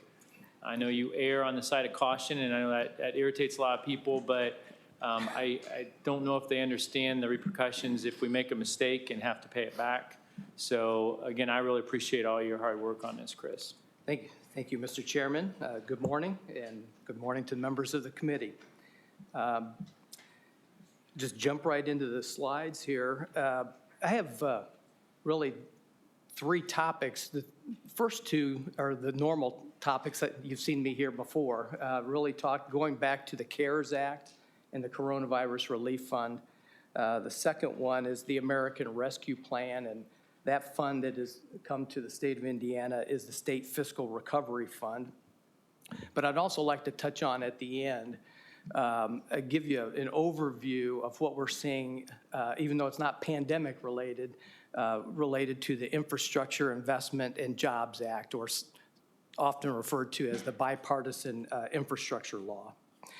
they're kind of interesting programs right now as far as their status. We're closing down the Coronavirus Relief Fund. We're in the middle of the State Fiscal Recovery Fund from the American Rescue Plan, and really at the beginning stages of the infrastructure bill. On slide 3 is a graphic that should be familiar. It hasn't changed.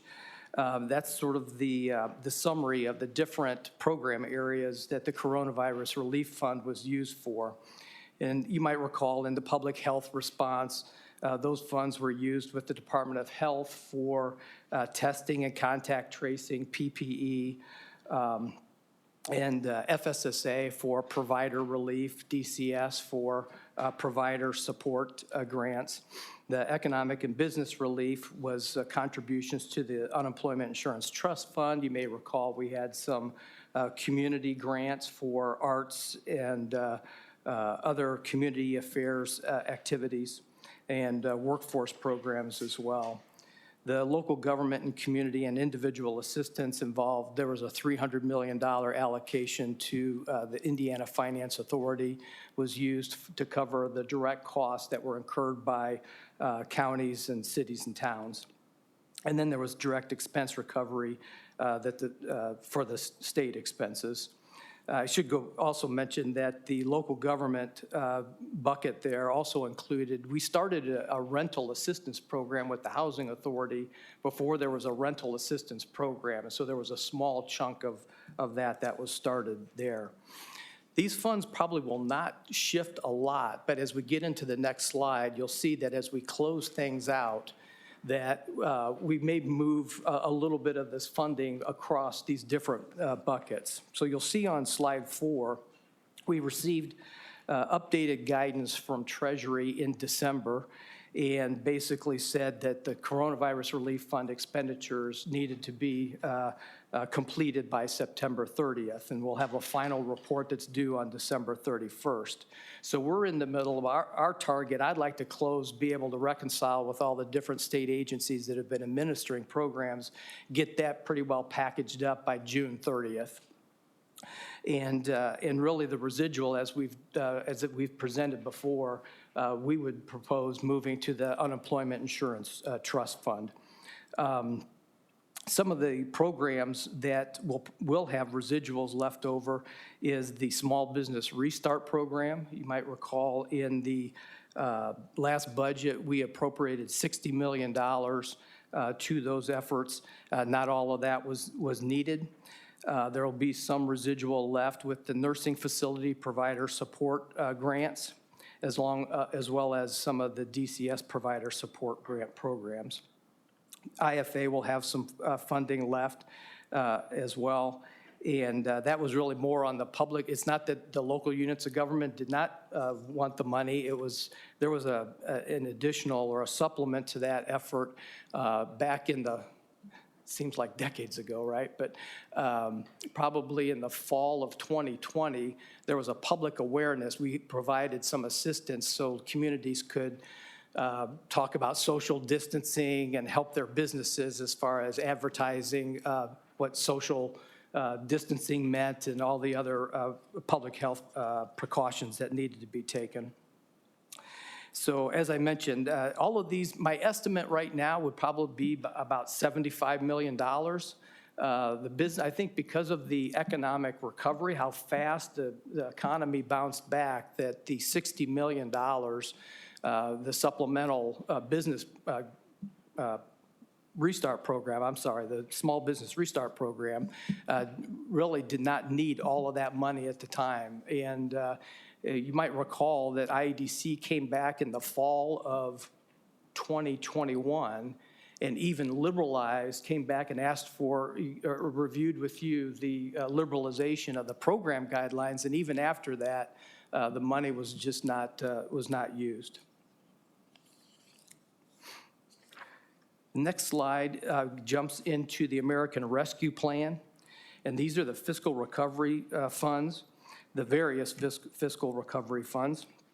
And so you can see that the state has received 2 funds, and the first being a little over $3 billion, and then there was a supplement for specifically the Capital Projects Fund of a little over $200 million.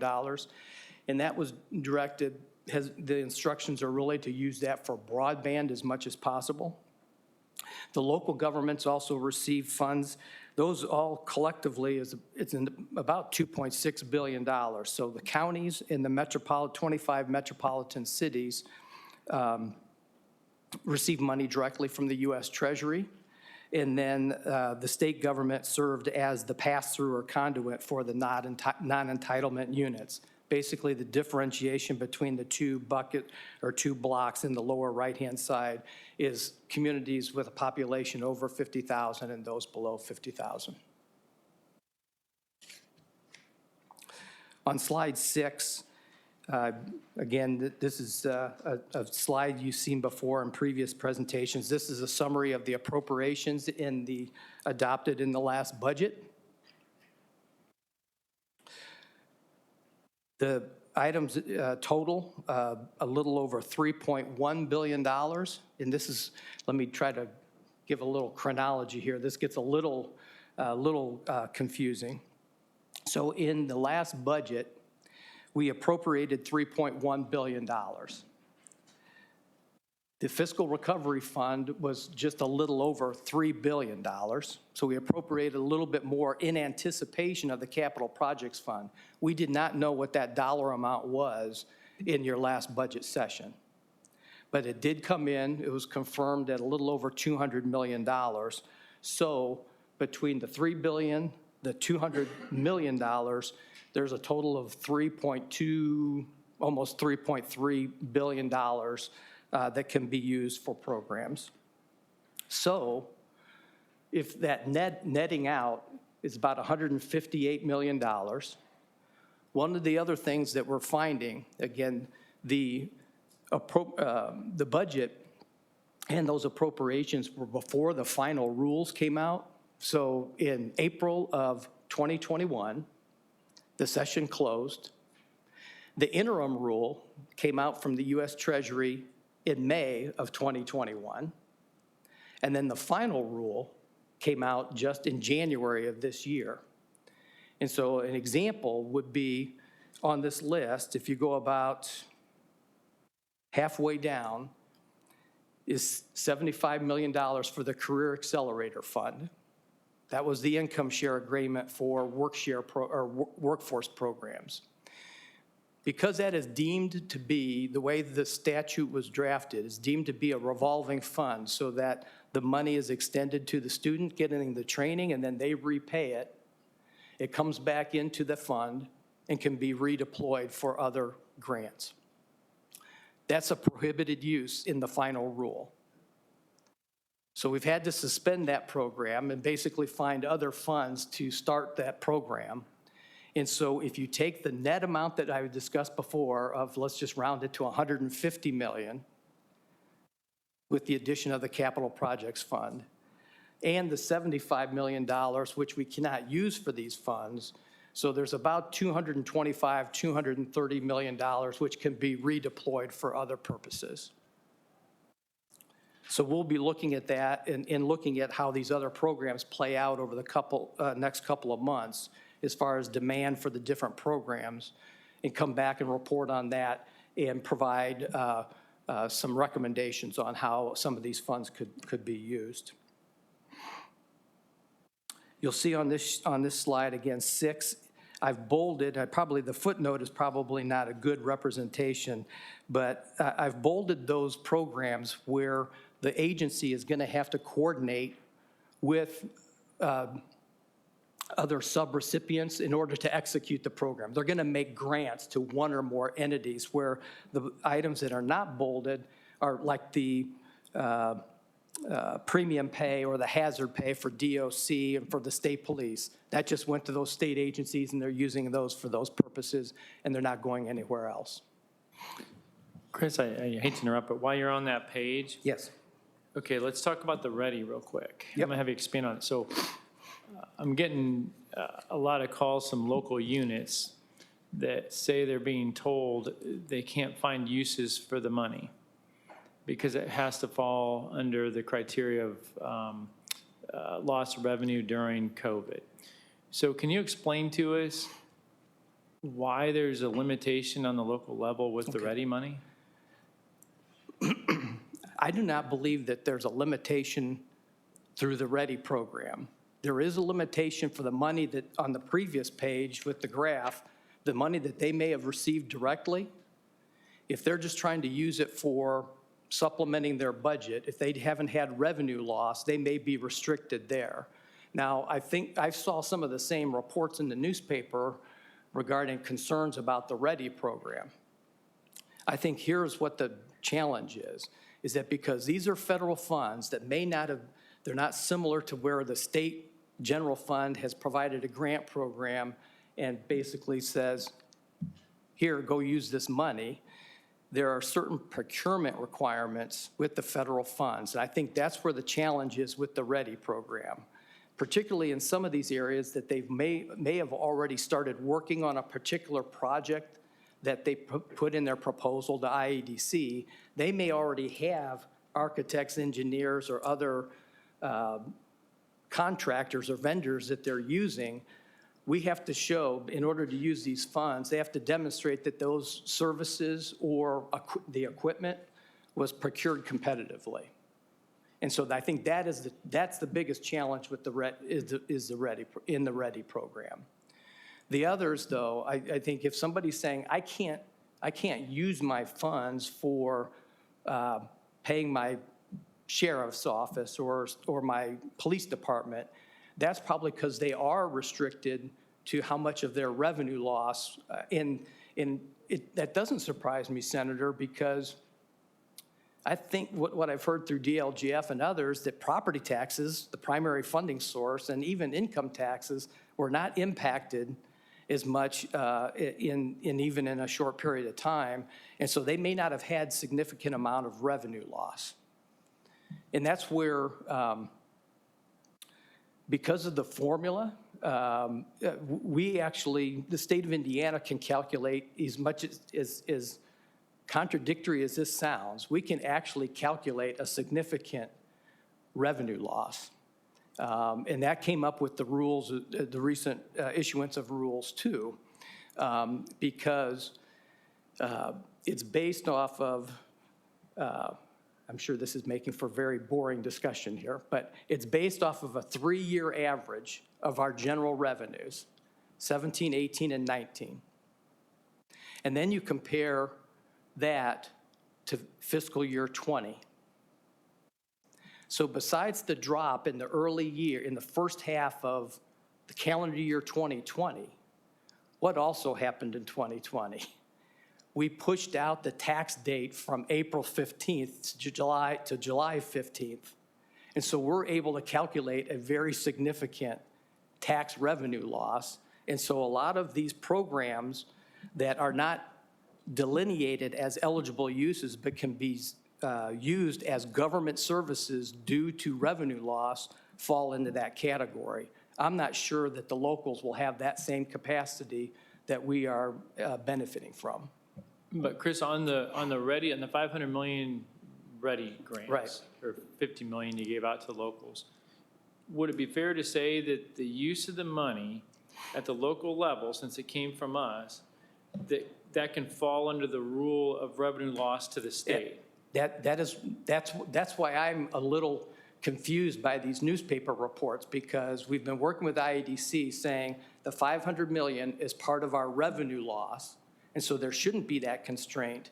But I do think it's probably more of just, we're still using federal funds, and they have to meet these procurement requirements and acquisition requirements for land, capital, and equipment. Yeah, thank you.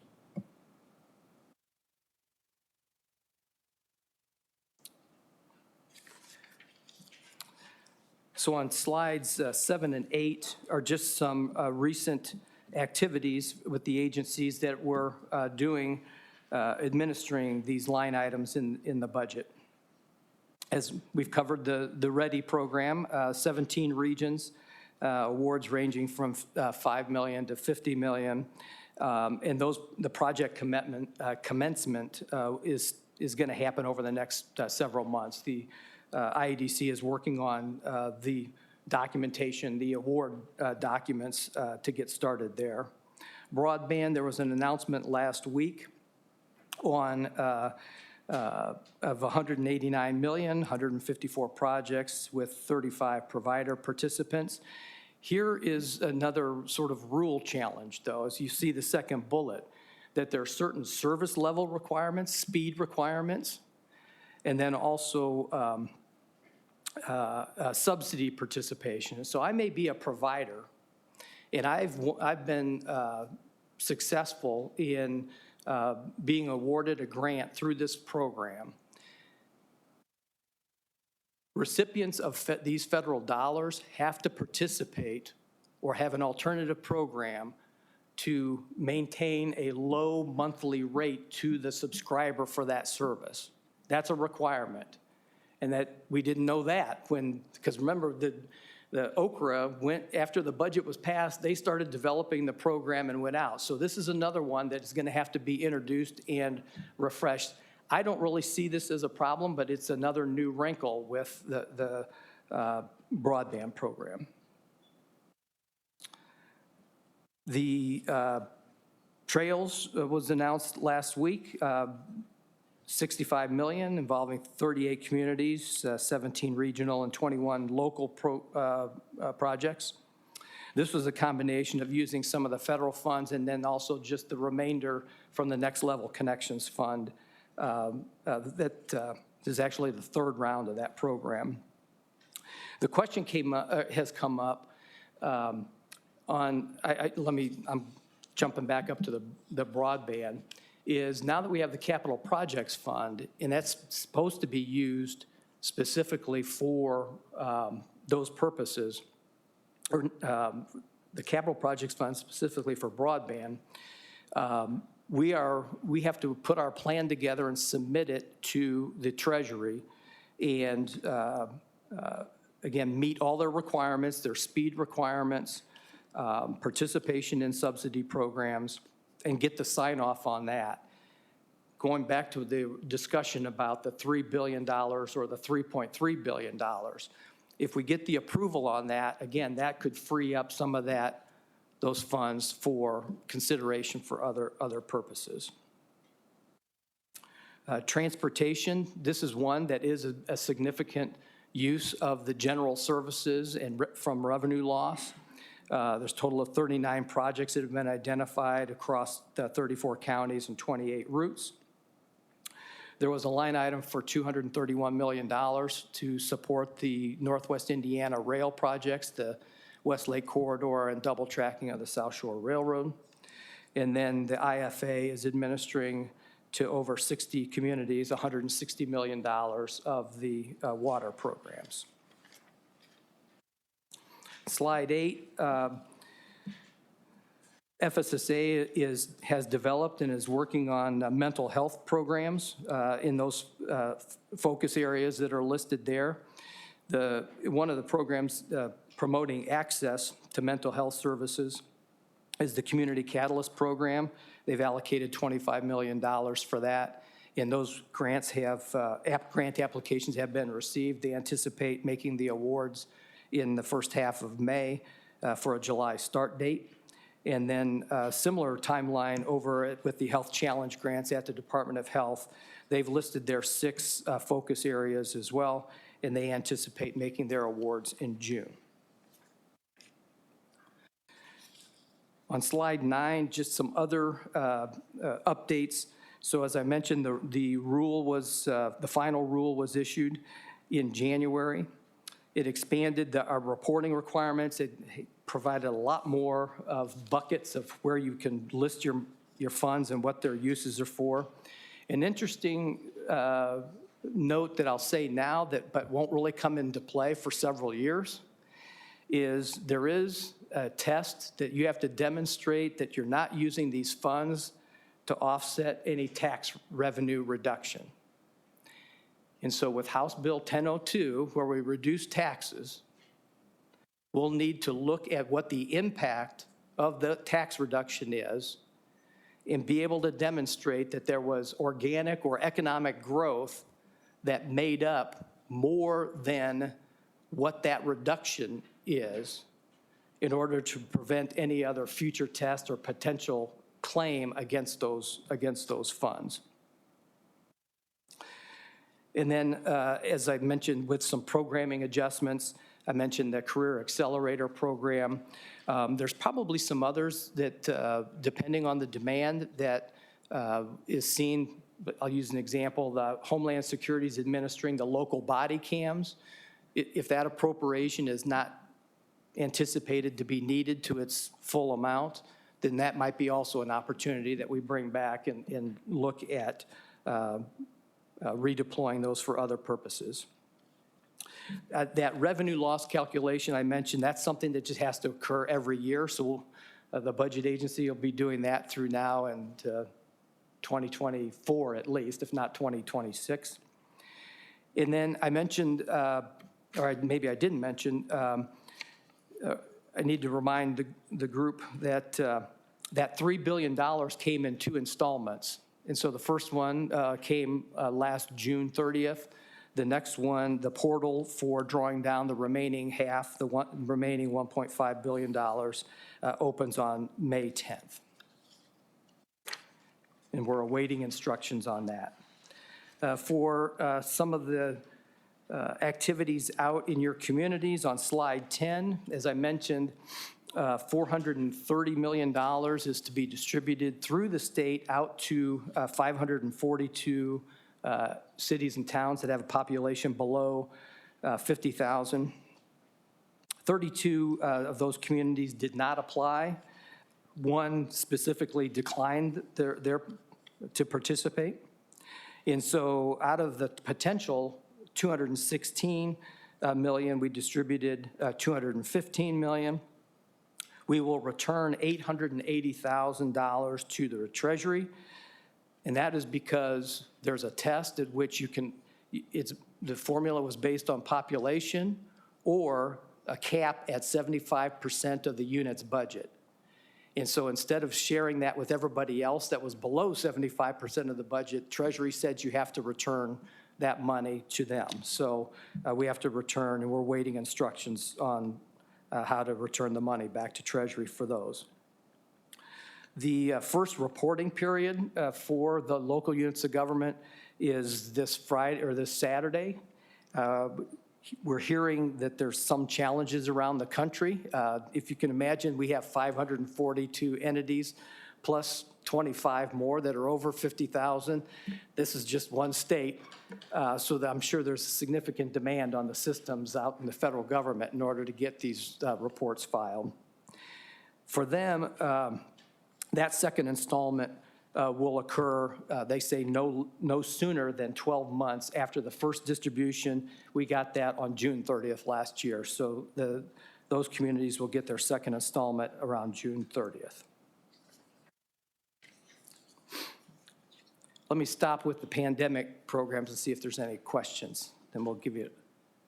Representative Porter. Thank you, Mr. Chairman. Thank you, Ms. Johnston. Just a quick question. There's last year when we passed the budget, I think we're on page 8. Page 8.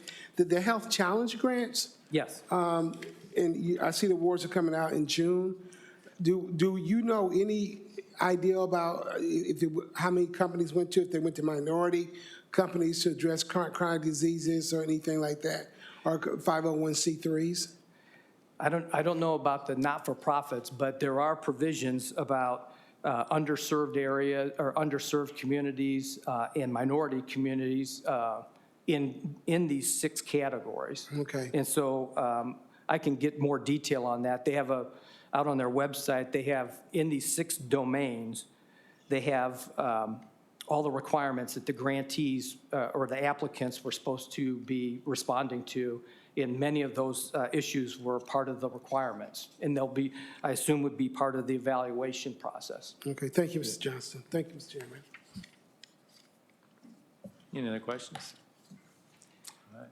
So on slide 11, the infrastructure program, This is one that was enacted in November. This is funding over a 5-year, generally a 5-year period. There's some disagreement of how big this legislation really is, what the funding is. And so there's different sources that is as high as $1.2 trillion. There's a source called FFIS that a lot of people refer to. There's the Brookings institution that also has their own infrastructure hub that's a good resource. Both of those limit that to about it's actually $800 million, or billion dollars. Still a lot of money. It's concentrated really in these 5, maybe a few more areas that I've listed there: transportation, environment, broadband, cybersecurity, and energy. And as you can see, it's generally the 80-20 rule, if you will, that a lot of the funding is coming through formula programs or formula grants, but only 25% of the programs, but it's 80% of the funding. And then the flip side, you have competitive grants. There's a lot of competitive grants, but not a lot relatively, a relative share of the funding. And so the formula programs are, they're going to be easy. Let's like the surface transportation program for NDOT. They know that they're going to get that money. And in fact, that's a pretty good example. You'll see write-ups that say Indiana's going to get $6 billion. $5 billion of that is just reauthorization of what they were already getting. So we need to be mindful of that. So that $1 billion net is still a lot of money at about $200 million, $250 million a year. But let's also think about what's going on right now. They already get $5 billion at 6 or 7% inflation. That increment of about $250 million is probably going to cover a lot of inflation over the next at least couple of years until things settle down. So as far as what new programs, what new things they could do, or if there's a big project, they'll just have to take that into consideration with their programming. Transportation is the big funding program source. And the next one is the environmental programs. Let me kind of give a summary of what I think could happen. And this, if you find this helpful, we can come back with greater details and have a slide for this when I make other future presentations. As I mentioned, NDOT, their net is probably $1.2 billion over 5 years. Averages about $250 or $260 million a year. That's for their formula programs that they already get. Environmental programs, the IFA and IDEM, in federal fiscal year 22, that's about $127 million split between the clean water program, the drinking water program, there's a lead remediation program, and then also emerging contaminants. Emerging contaminants being PFAS that you may have heard about. Interesting twist on that, PFAS, we cannot use this money to help the fire departments. It has to be used specifically to help the drinking water, related to drinking water programs. There are requirements here. So the IFA really has to focus on disadvantaged communities. I think as much as 50% of their funding has to go to those with I forget what the percentage is, but a percentage of the median household income in that particular county. So the money has to be directed in that way. Broadband, every state gets $100 million, but then there's also an add-on on top of that based on a formula of the underserved and high-cost areas of the state. Cybersecurity, the state, my estimate is it's probably $20 million over the 5 years, so on average $4 to $5 million a year. 80% of that has to go to local. So states are mandated to work with local governments. You have to devise a plan, get that signed off on by the federal government. And so 80% working with locals and 25% directed to rural communities. And then finally, the energy programs. Weatherization is an existing program that has received funding before. And then energy efficiency block grants, those are usually administered by our Housing and Community Development Authority. So, right now, we've created a small working group of state agencies that cover these functional areas. We've convened, we've basically given them all the material that we've collected. And because of the focus, the formula grants are going to work fairly straightforward with what the agencies already do.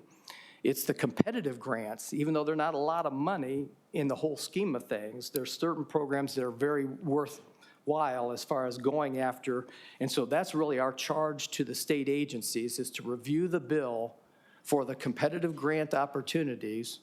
They've come back with their first pass, and now we're meeting with them individually to vet the cost-benefit analysis. Is this something that is core to their mission? Is it substantial enough to move the needle on whatever the desired outcomes are? But then also the fiscal side. What are the matching requirements? Is there a maintenance of effort? So we understand before we go down and spend a lot of money pursuing a lot of competitive grants, making sure it's worthwhile to do that. So we're going to be doing that over the next couple of months with those competitive grants. Jody Golden, you may have met her from the Lieutenant Governor's office, has joined OMB, and she's taking the lead as far as running the traps with the state agencies on these opportunities. With that, I'll stop and answer any questions on the infrastructure bill. Senator Melton. Thank you, Mr. Chair. Thank you for your testimony. With the Infrastructure Investment and Jobs Act, do we have any estimated projections that we may feel that will come to the state of Indiana with this particular program? Well, just on the individual ones for the NDOT and the IFA, because those are formula grants, and the federal government has already pumped that out. Mm-hmm. Here's just the first cut of the list of competitive grants that have already been, sent in as potential. But it's really hard to say because there's some that what sounds like a lot of money, that if you just apply our population as a proxy as what we might be able to get, you really need to take a look at whether it's worth the opportunity to pursue that. But we'll know more as we dig into the competitive grants. Some of the areas, such as broadband and even transportation, I believe, was included for the locals. They can use some of their ARP money for these type of projects. So it seems like the additional dollars through the infrastructure bill, they can use as a matching or some additional dollars for those projects. Is that possible? It is possible, but there can be prohibitions from doing that, and that's where the directive from the federal government is you need to confirm with your federal awarding agency that there isn't a prohibition. So an example, even though it's not infrastructure, we were prohibited from using ARP funds to do our non-federal match for Medicaid. But there are, but it is, I don't want to say encouraged, but it's deemed to be, ARP is deemed to be an eligible use as long as the federal awarding agency has not prohibited it. All right, thank you. Senator Brown. Real quick, this was actually on the previous presentation with, so what I was left with is $225 million that now is not encumbered, and who's going to decide how and where that's spent? What's that? The way it's written, correct me if I'm wrong, if we either appropriate it or the use has to come in front of Budget Committee. Am I correct? I think you wrote it. No. That's been how many months ago? No, I think that's correct, is that if the General Assembly's not in session, it can come to this body. But if it's in session, it could be, they could appropriate it, or I assume maybe delegate to this committee also. But that's the two options. Yep. Anyone else? As you can imagine, though, that there's people already saying I was left out of the first round. So there's plenty of people that are asking about. That's right. I just shut my phone off. Okay. All right, any questions or comments from the committee? Representative Porter? Thank you, Mr. Chairman. And I won't be too long. And Chris, thank you so much for the updates and returning my emails and everything. But one thing that I raised during this past legislative session, and you did hit on it very, very briefly in your comments, was I'm concerned about the discretionary grants that are out there. If we as a state, we're going to gear up to go after those dollars from the CARES and the bipartisan infrastructure bill. For example, recently, internal state budget agency administrative staff minutes that I looked at about a month ago, there's approximately $50,000 that was from the Washington liaison office that was transferred back to the governor's office. I did reach out to the state budget director, and I did not receive a phone call to understand what that money was for, because we were reverting those dollars back. Now, if we're going to go to try to get federal dollars, why would we not have a staff person in Washington, D.C. attempting to run the traps in regards to that? So, recently those dollars are reverted back to close out. So I'm very concerned about that. I'm also, perplexed about the $75 million that was appropriated by the American Rescue Plan Act that was allowable. As you did discuss about allowable for the final guidance on the amendment that we had a while back about those $10 million that we were trying to get back into the education, the higher ed education adult invest grant. I think Dr. Brown had something, and I had an amendment also. So we're very concerned about, how that really happened in regards to the Invest Ed grant. Those are some things, because I think when you get with Representative Johnson about adult student grant appropriation in the second biennium of about $75 million, appropriation only $10 million what was being provided. So, those are issues, or those are concerns that I have when it comes to where we are as a state and everything. And again, I just want to reiterate the competitive grants that are out there. We have to gear up for that. If we have several $1 billion that for E, and we get $100 million for each charging station. There's $2.5 billion out there. We can't just leave that on the table.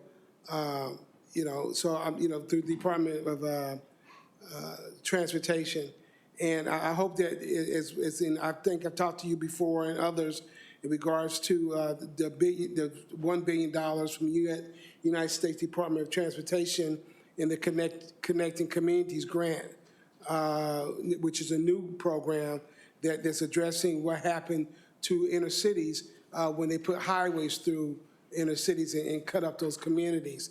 In my community, I represent where I grew up, and I had to move when I-65 came through the district and split my community.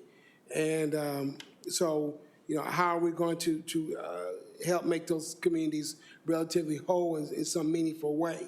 New Orleans and South Carolina are addressing it. I just hope Indiana does not leave those dollars out there on the table also, or the concept. With that, Mr. Chairman, ladies and gentlemen, thank you for indulging me, but these are issues that we brought up during the legislative session. I want to keep them on the forefront because they are important. And again, I want to thank you for being a good partner and returning my phone calls and giving me emails and responding to me when myself or my staff calls to reach out to you. Thank you, Mr. Chairman, ladies and gentlemen. Any other questions or comments?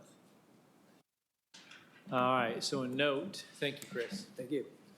The next meeting will be in June, and the date and location TBD. So with that, we'll adjourn. Come on.